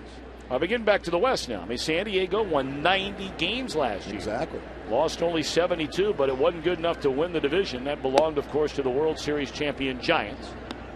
You have the Dodgers. You have Colorado. Arizona trying to get that franchise up off the mat after a couple of down years. How do you see it shaking out? I still think the Giants are the team to beat out there. I think they have just an amazing pitching staff. That one heads skyward.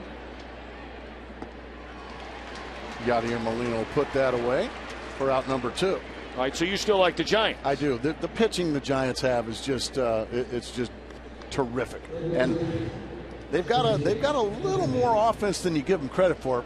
If you get a chance to watch Buster Posey play a lot, please do it, folks. This kid is a great player. And then you've got Tim Lincecum, Matt Cain, Jonathan Sanchez, and then don't forget they've got a youngster, a left-hander named Bumgarner as well. And Barry Zito's not a bad number 5.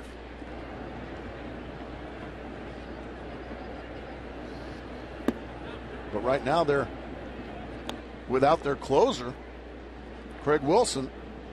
Brian Wilson. I'm sorry. Craig Wilson was a hitter for the Pirates. But Brian Wilson, he's gonna miss some time. There's a bouncing ball to the right side, which should end the inning, and it will.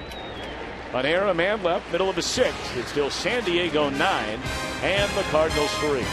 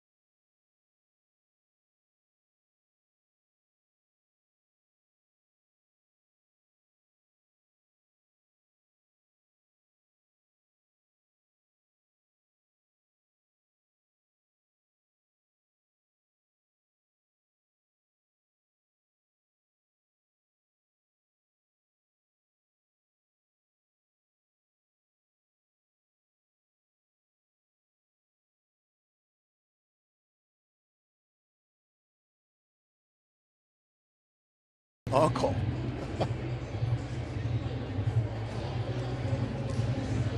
Welcome back to Fox Saturday Baseball, our opening weekend, presented by Budweiser. San Diego beat St. Louis on opening day. It took them 11 innings. Tied the game on a Cameron Maben ninth inning home run with 2 men out against closer Ryan Franklin, and won it 5-3 in 11. Here today, you thought the Cardinals off and running. 2 runs in the bottom of the first inning. After San Diego tied it at 2 in the second, Pujols homered in the third, but in the very next half inning, San Diego tied the game.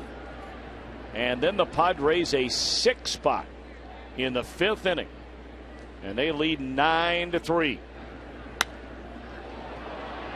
Alan Craig, a fly ball to right. That carried a long way, and Venable able to get there. Let's take a look at our game summary brought to you by Chrysler. It looked like Clayton Richard would not be long for this game, Gracie, but he's hung around. He put down a beautiful safety squeeze to bring in a run in the second. We talked about the Pujols home run. 4 hits, 4 walks in that 5th inning by St. Louis pitching. And we said that one of the keys to the game for these Cardinals was clean it up, and they have not done that today. They lost a game opening day to these Padres that they felt like they should not have lost. Well, they've come out through the first 6 innings and played poorly again here this afternoon. They got a poorly pitched game from Jake Westbrook. They've made some mistakes mentally and physically today. And the Padres, to their credit, they have not let up. They have kept the right foot on the accelerator. Well, I think you said it best. I mean, from an offensive standpoint, they have taken advantage of every single scenario which has been presented to them and played flawlessly. There's strike 3 to Molina. 2 are out here in the 6th inning. Like to remind you, tomorrow, NASCAR on Fox moves to Martinsville, where Denny Hamlin will try and defend his title and take home his 4th straight checkered flag on that track. Coverage of Sprint Cup Series racing begins tomorrow with the pre-race show delivered by Pizza at 12:30 Eastern, 9:30 Pacific in high def here on Fox. I know you'll be tuned in. Absolutely. Out in the Rocky Mountain state of Colorado tomorrow before the D-backs and Colorado Rockies tee 'em up. I will definitely be tuned in. I'm a Denny Hamlin guy. Oh, yeah. Nice. Very nice. 1 ball and 1 strike to Skip Schumacher.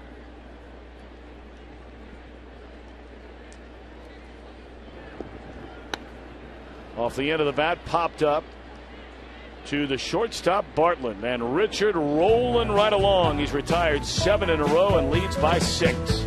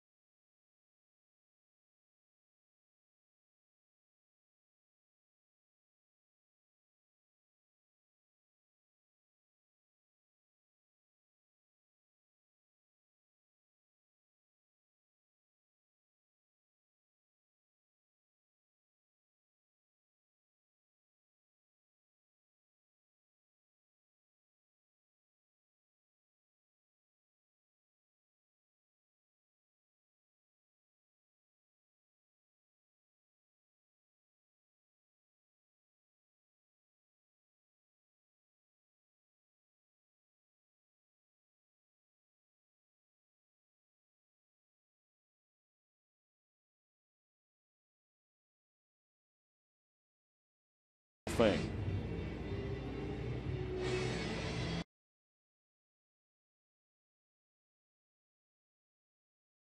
St. Louis Cardinals bullpen pitched in 61 games for this team last year, an occasional spot starter since he's come up to the major leagues.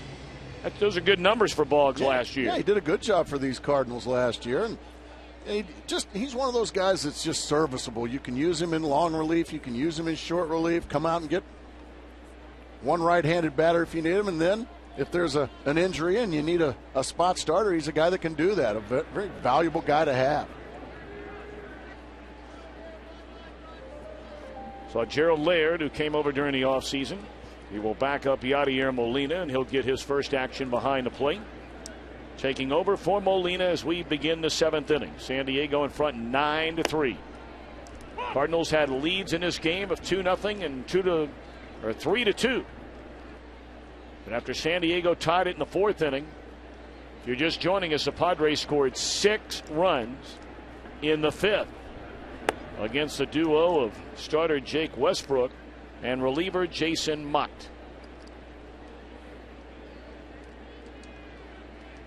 Cameron Maben was the guy that was right in the middle of it with a big 2-run double to break this thing open.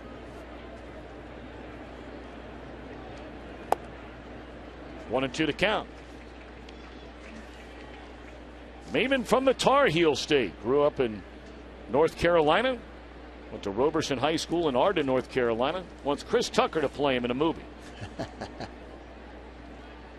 And Gracie, your favorite one, though, of all of them there. 3 things on a desert island.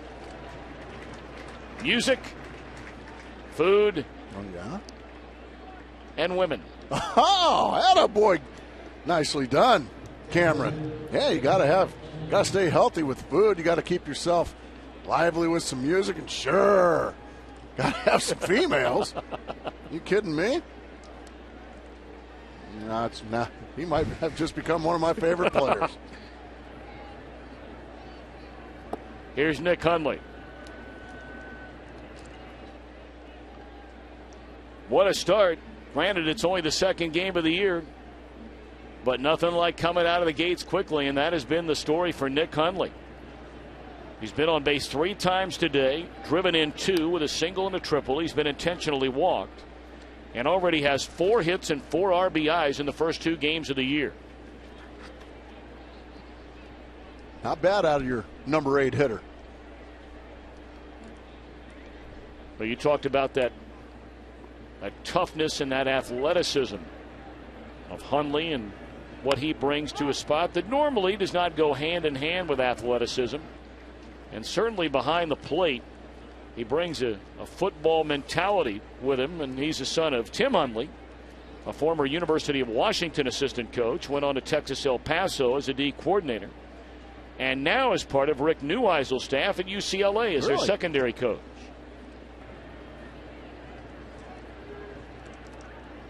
Only question is now, will UCLA beat anybody down the road? Things got a little bit better this year. Things did get a little bit better for UCLA. Long way to go, though, for the Battling Bruins.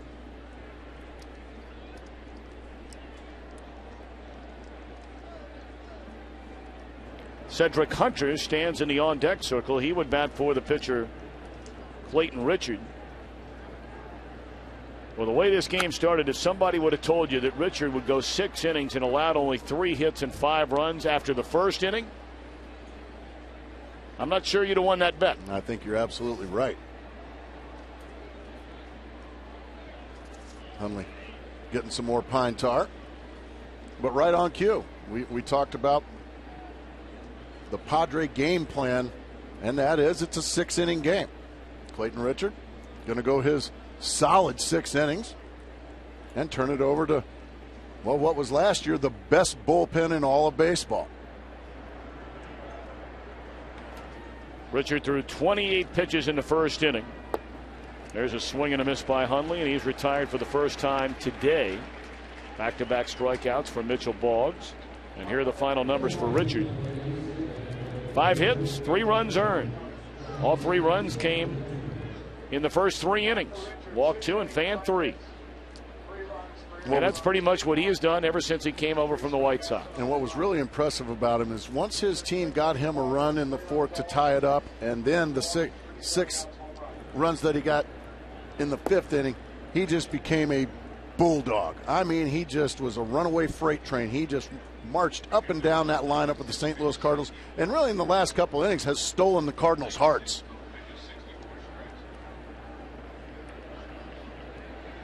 So here is Cedric Hunter, and it's off the outside corner. He checks his swing. The appeal to Jeff Kellogg, and no, he did not go around.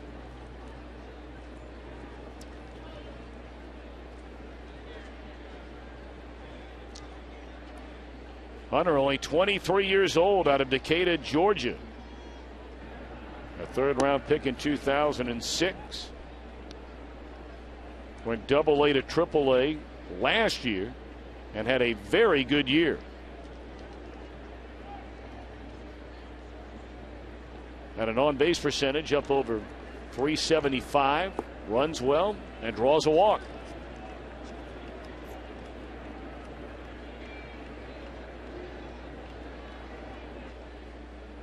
Well, for exclusive information, analysis, and breaking news, follow us on Twitter, Facebook, and MySpace. Log on to twitter.com/MLB on Fox, facebook.com/Fox Sports, or myspace.com/Fox Sports. That's easy. In their strike. Now, you're a big Twitter guy. What would you have to say about about this one so far today? Well, I would probably tweet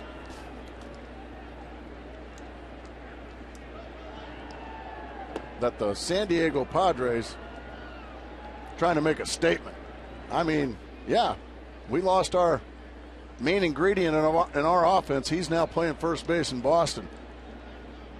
But we were only one game out of the playoffs last year, and we've still got that great pitching staff. There's a Tapper fair ball. Pujols fields, goes to the bag, and Venable retire to end the inning. A man left. They stand and stretch in St. Louis. San Diego leads 9-3.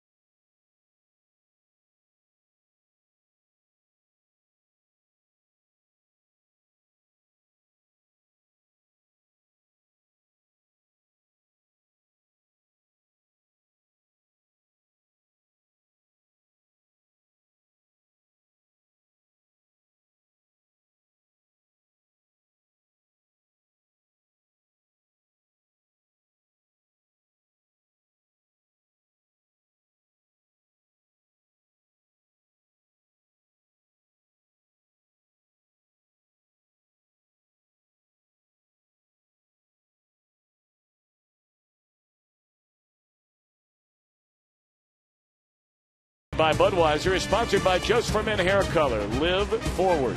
By Chrysler, imported from Detroit. And by One A Day Meds, the official multivitamin of Major League Baseball. Ernesto Frieri takes over on the mound, just part of what was the Major League's best bullpen in 2010. Look at those numbers for Frieri after they brought him up from the minor leagues. Just another in the long line of terrific relievers that Bud Black can hand the baseball to late in the ball game. Dominated AAA last year. Earned a spot in the big leagues. And right now, Tom, as that one skied to center field, maybe it'll put it away. Right now, I would imagine Tony La Russa not real happy with some of the at-bats his Cardinal players are having. Seems like right now, these Cardinal hitters can't get these at-bats up fast, can't get rid of these at-bats fast enough. I mean, Richard retired the final 7 batters he faced without even breaking a sweat. And, of course, all of that on the heels of the 6-run top half of the 5th inning. Strike 1 to Ryan Theriot.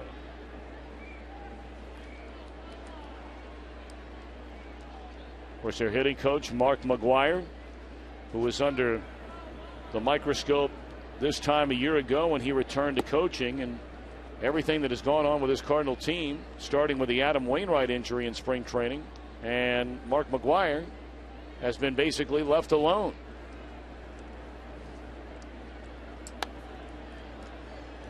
One and two to Ryan Theriot, who's hitless in 2 at-bats. 1 for 7 to begin his Cardinal career. Well, that shortstop position has been a dark hole for the Cardinals, really ever since Edgar Renteria got out of here. I mean, last year they got a batting average out of that position of .211. Worst among all shortstops for teams in the major leagues. 2 away.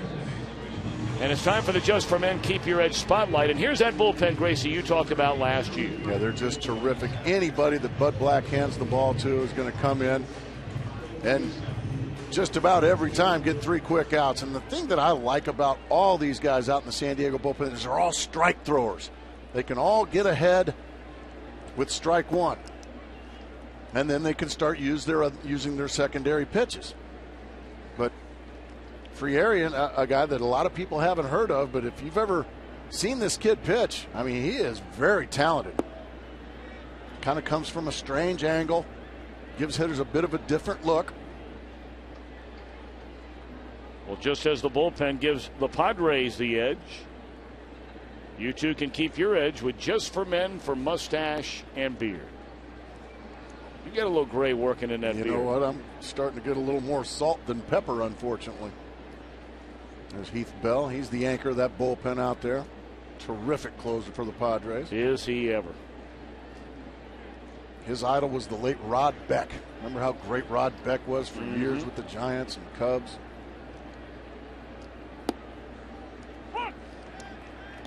Two and one to Colby Rasmus with 2 down and nobody on.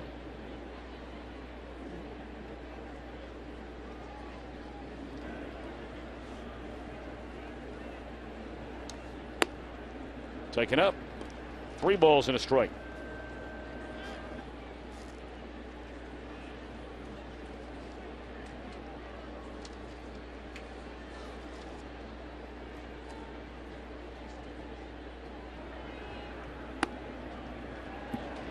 And there's a walk to Rasmus.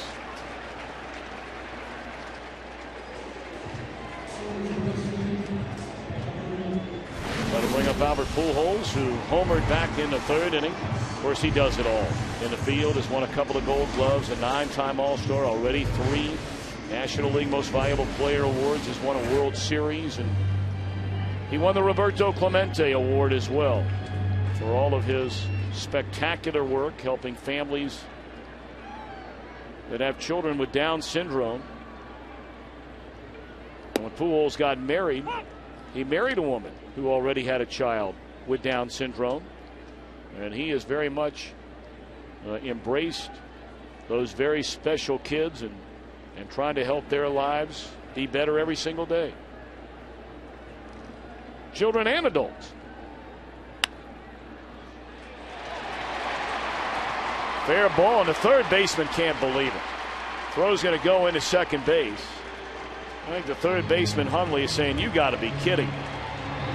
From where we sit, that ball looked long foul, but of course we're not down there. Pitch runs inside. Pujols just cuts it off. And let's take a look, see. Yeah, it looked like it got right over the bag. Yeah, even though it bounced outside the line, as long as it went over the bag fair, and it did according to Jeff Kellogg, that's a fair ball. He got it right. Absolutely he did. And they normally do. When they grade out these umpires at the end of every single Major League Baseball season, statistical analysis is staggering how much they are correct in what they do. It's really extraordinary. Compared to the other sports, it's not even close. True. Football, basketball, hockey, nowhere near the quote-unquote accuracy level of the Major League Baseball umpires. Sloppy throw there by Headley, but a nice pickup by Hawk. And that'll end the inning. Cardinals strand 2. We go to the 8th. 9-3. San Diego in front.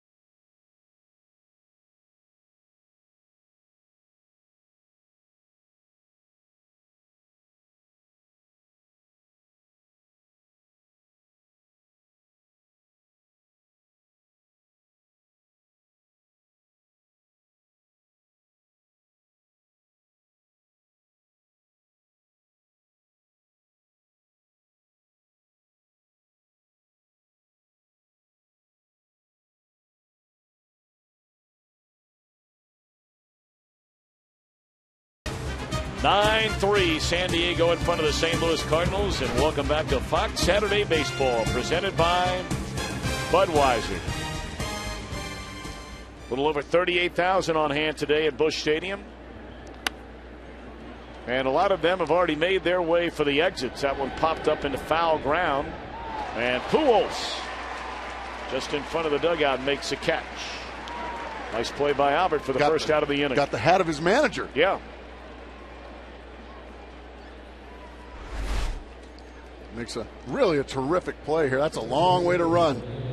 Calling for it. Makes the catch. Tony La Russa right there.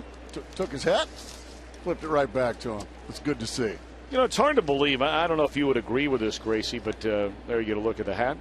Right back to the skipper. That's something to smile about. That's a good moment right there.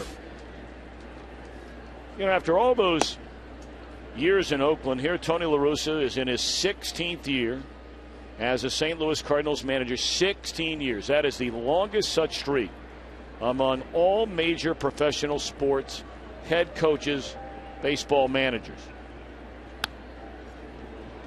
For so many, for so long, just up until the last number of years, I think a lot of people still looked at La Russa as that Oakland guy. Well, now it's Cardinals guy. Their all-time winningest manager.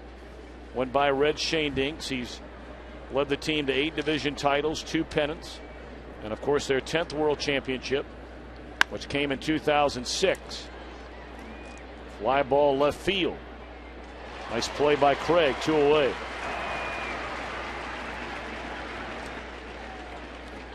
But you start to wonder as you look at this Cardinal team, and it's been written about, it's been talked about, that are you perhaps seeing the end of an era here in this 2011 year? I know it's the opening weekend, but look, contracts are what they are. Exactly. Tony signed a 2-year deal, but you know, obviously he can walk away from the game anytime he wants. Doesn't appear to be ready to do that. Still very much enjoys managing. The team has an option year for Chris Carpenter. You got to look at a moment ago. Technically, they have an option on Adam Wainwright, but he doesn't figure to go anywhere. Pujols, we've talked about his free agency. Another club option on Yadier Molina. Berkman is in on a 1-year deal. He's not been part of this big run. When you're talking about the manager, Pujols, Molina, Carpenter, you're talking about the very foundation of a lot of wins in St. Louis. The guys you build teams around.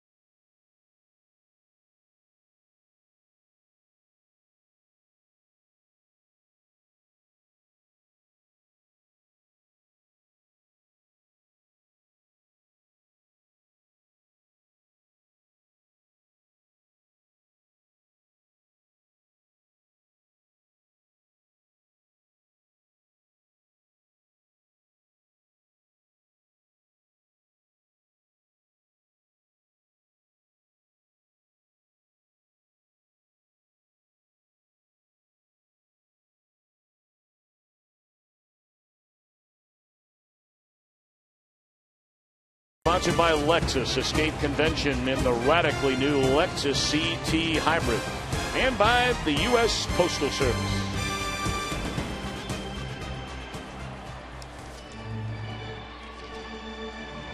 We're back in St. Louis, where it's all San Diego here today. It didn't look like that way early, but a 6-run 5th inning, the difference so far.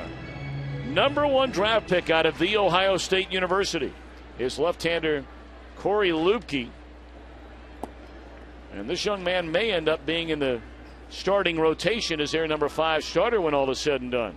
Well, they certainly love him. There's a lot to love. High strikeout guy. He comes in and falls behind Lance Berkman. 2-0.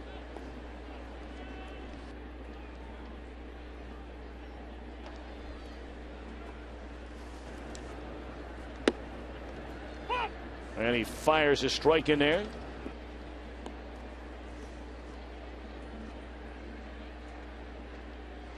Pitched in 4 games last year for San Diego. That one swung on and fouled out of play. You can see he's got a good live arm. He just reared back, went right down the middle with a fastball, and he beat Lance Berkman with it. All Berkman could do was shank it foul.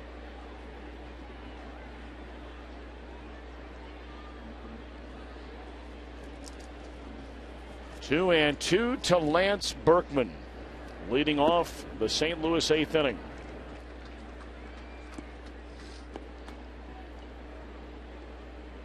Well, naturally, you think of a guy who, went to Ohio State. The first thing you think of generally is their football program. And growing up in Ohio, Luebke, an outstanding high school quarterback at Marion High School, led his team to a state championship not once, but twice, and a third year a state runner-up. And Ohio is certainly a football hotbed, but he chose baseball.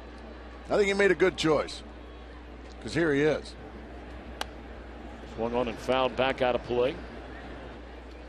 He has a cousin who was a quarterback for Ohio State that led them to a BCS national championship game a number of years ago, Todd Beckman.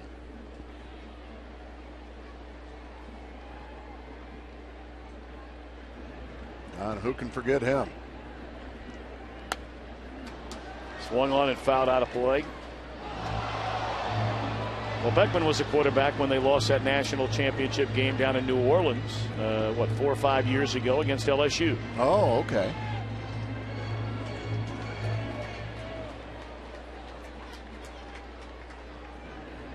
Got to keep me abreast on those. Just letting you know. It was that Big Ten football. 3-2 pitch. Swing. Gas. And a miss. Right by him. Well, not missing a lot of bats are the Detroit Tigers today. Let's start the second inning against the Yankees.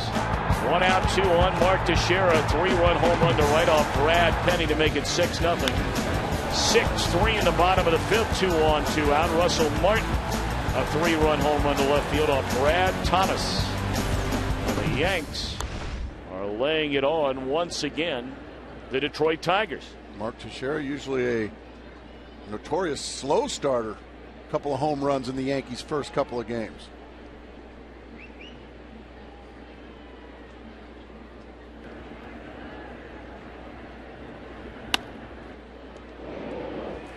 Headley to his left will throw out Alan Craig, and they're 2 away for Luebke here in the 8th inning. The Padres got good news earlier today when their outstanding starter, Matt Latos, threw again off the mound. He'll be leaving St. Louis tonight and will make a very short minor league start on Monday. That'll basically be an extended spring training out in Arizona. And he will not make a minor league start. His first start is going to be in the big leagues, according to Bud Black, on Saturday when the Padres go home a week from today to play the Los Angeles Dodgers. Well, what a shot in the arm that would be for an already terrific pitching staff. Get the main cog, Matt Latos, back. Baseball is a brutal game, an unforgiving game. Latos, among the best pitchers in all of baseball up until September the 1st. And then all of a sudden, for whatever reason, a young man pitching his first full year in the major leagues went 0-5 and had an earned run average balloon up over 7 during that time after he had dominated everybody. But it's a learning lesson. Well, he was on a lot of forecasters' ballots for Cy Young. Sure. And deservedly so. He was fabulous last year. And that was the first time he had ever thrown in September. It's a whole different ball game when you get those extra 5 starts that you've never had in the minor leagues. Strike 3 call. What an impressive inning for Corey Luebke. These boys can pitch.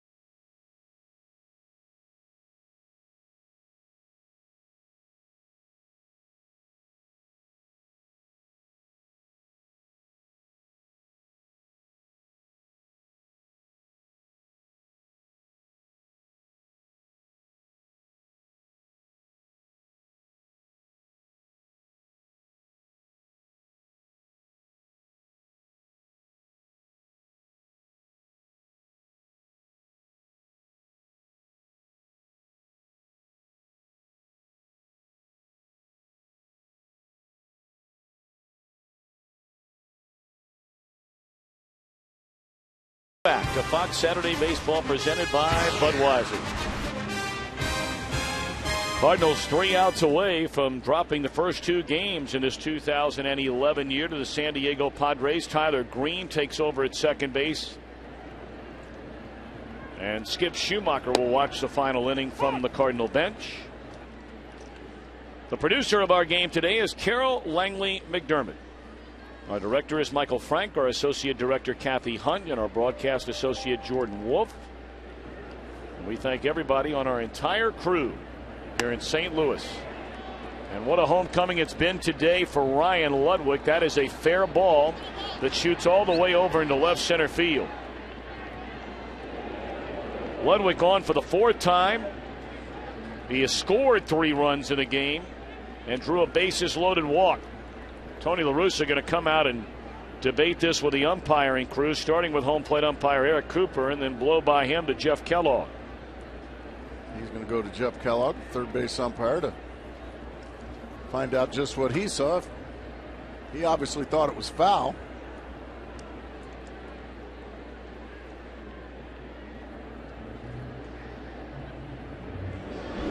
Let's take a look at just what Jeff Kellogg saw.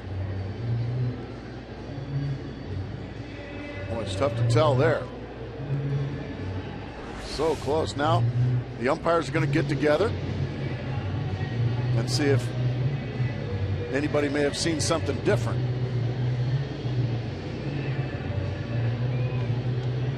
And this is good that the umpires are getting together, because at the end of the day, their job is to get the call right.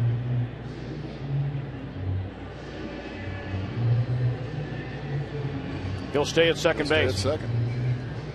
And I'm sure Jeff Kellogg, who is the crew chief, it's just such a tough call right there.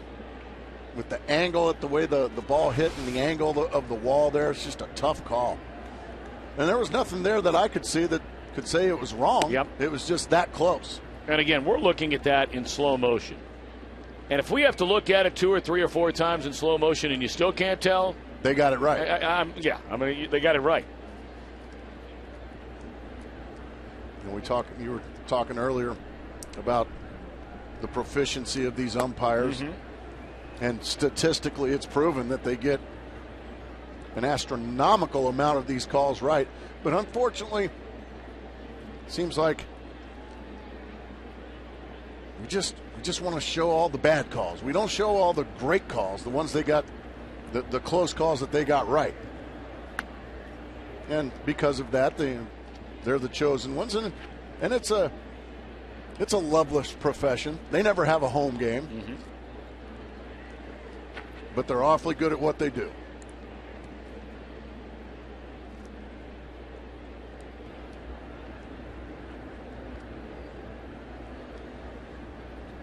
Two and 1 to count on Headley. After a leadoff double by Ryan Ludwig, Mitchell Boggs in his 3rd inning out of the bullpen. They let him bat in the bottom of the 8th inning. With San Diego leading 9-3.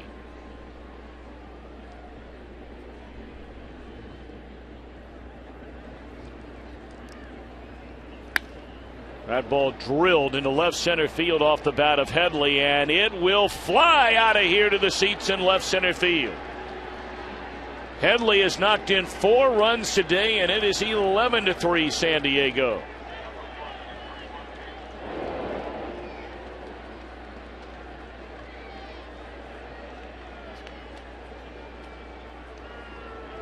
Well, a fastball right down the middle. Headley lets it travel and just smokes it. Bang! Driving it a long way to left center field. Look how he stays on that back leg and just uses every ounce of his leverage. Out of here to left center field. And these Padres have been awfully impressive here this afternoon. Roller by Cameron Maven. He'll be thrown out at first. You know, the one number they talk about so much with Headley, and we were visiting with Bud Black before the game today, and we said, you know, what kind of hitter do you think he's going to be? He said, look, I think he's a good hitter. He's always hitting the minor leagues. He said, in our ballpark, I'm not sure how many home runs he's going to hit. But you can say that about a lot of guys outside of Adrian Gonzalez. Right. But in his young career, Headley has been nearly a 300 hitter on the road. It's one thing not to hit home runs in your home ballpark. It's another thing not to hit at all in your home ballpark. Only a .220 hitter at Petco Park. Interesting. And it just makes you wonder if that huge ballpark out there maybe just after a while starts to get in your head if you're an offensive player. You're just expected to be low-scoring games. You're not expected to put up big numbers in that big ballpark.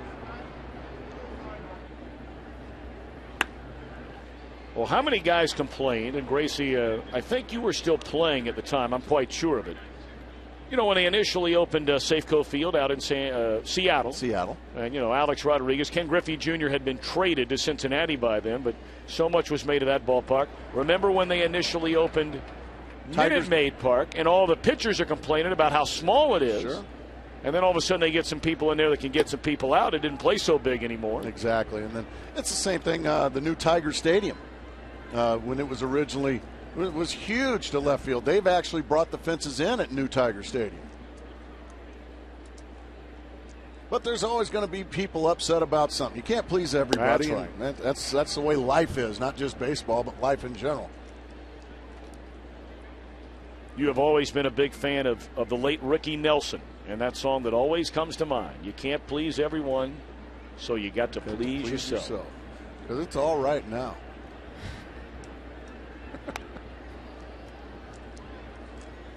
And no matter how beautiful your ballpark is, there's going to be people. There's going to be some people that like it, some people that don't. Some are pitcher friendly, some are hitter friendly. I think this is a fair ballpark. I agree. I love the old ballpark here. Loved it. This one's grown on me though. Gone swinging Nick Hundley. 2 are out in the inning. You played in that old one when they had the AstroTurf. Mm-hmm. But then they went to natural grass later on. There's an angry fastball right there from Mitchell Boggs after giving up a 2-run homer. Just threw the old high hard one right by Nick Hundley. A very impressive 1 inning in his 2011 season debut for Corey Lupke. A perfect inning with 2 strikeouts. Question is, the next time we see him, will he be in a starting rotation for San Diego? He's right there along with Wade LeBlanc, who pitched very well for them early last year, first half of the year, left-hander. He may get a crack at that 5th spot in the rotation. Or Dustin Mosley. Kristen Norfia bats for Lupke.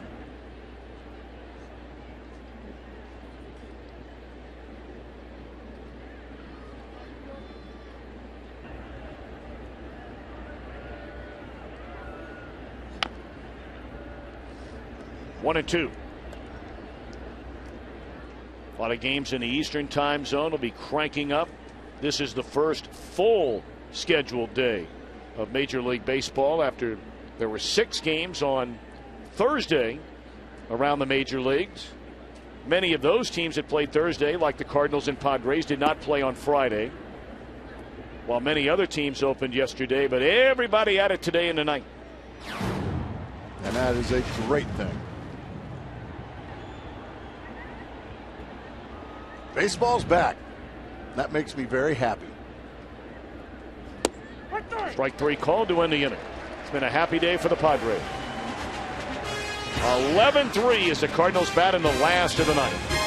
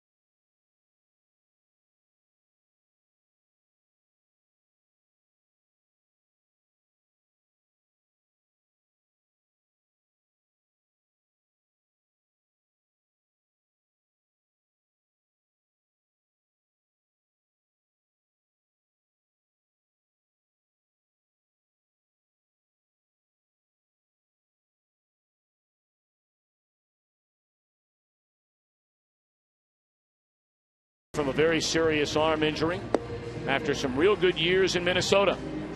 Well, if you enjoy some funk with your pitchers, you're going to love Pat Neshek. There is nothing orthodox about this right-hander, but boy, when healthy, he is a good one. Had some good years with the Minnesota Twins.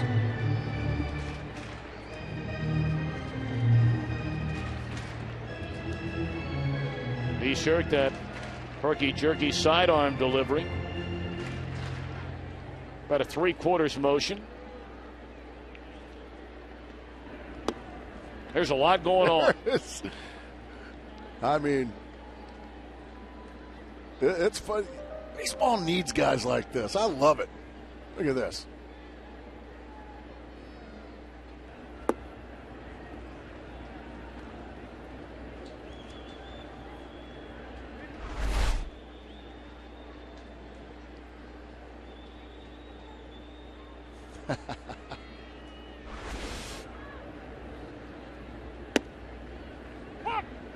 Doesn't throw all that hard, a mid-80s fastball.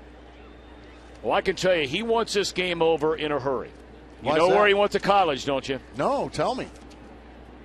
Butler University in Indianapolis. And we know what the Butler Bulldogs are doing right about now, or in just a few minutes from now. Playing in the Final Four for a second straight year. Well, tomorrow, NASCAR on Fox from Martinsville. Denny Hamlin, as we mentioned, will try and defend his title and take home a 4th straight checkered flag on that track. Sprint Cup Series racing begins tomorrow. The pre-race show delivered by Pizza Hut. 12:30 Eastern, 9:30 Pacific in high definition here on Fox. All right, Mark Grace, before we get out of here today, okay, you have been one of the all-time greats at picking college basketball games. John Jay batting for the first time today. In the Final Four today, Butler against VCU. You pick who? The Butler Bulldogs. And in the nightcap, the UConn Huskies against the Kentucky Wildcats. I will take the UConn Huskies. All righty. What about you? I like Kentucky and Butler. Well, you'll be 1 out of 2. All right. I've wanted to go. I would have gone with UConn all along. But you know what? This Kentucky team, they are rolling right now, as is UConn. So we'll see. Of course, none of us are picking VCU, and they've destroyed everybody, right? Everybody. They've been fun to watch. Yes. Giants will get their first win of the year today, leading the Dodgers 8-0. Their strike 3 called to Jay, and the Cardinals are down to their final out. Well, it's been fun being back with you, my friend. Thank you. It's always a pleasure to work. Good to have you back on Fox with baseball. I love it. Well, that's very kind. I've missed you. We'll be seeing you in when the Reds and Arizona Diamondbacks get together next week. Arizona will have their home opener on Friday after going to Chicago for their next series. That one's pulled foul. Daniel Descalso, the batter.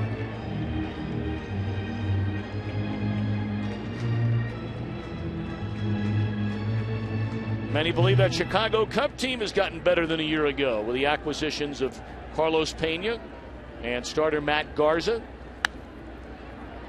The Central Division will be a good one to watch. And out west, boy, can anybody dethrone the defending world champions, the Giants? These Padres, you can't look much better than they've looked the first 2 games of the year. Color me impressed with the Padres.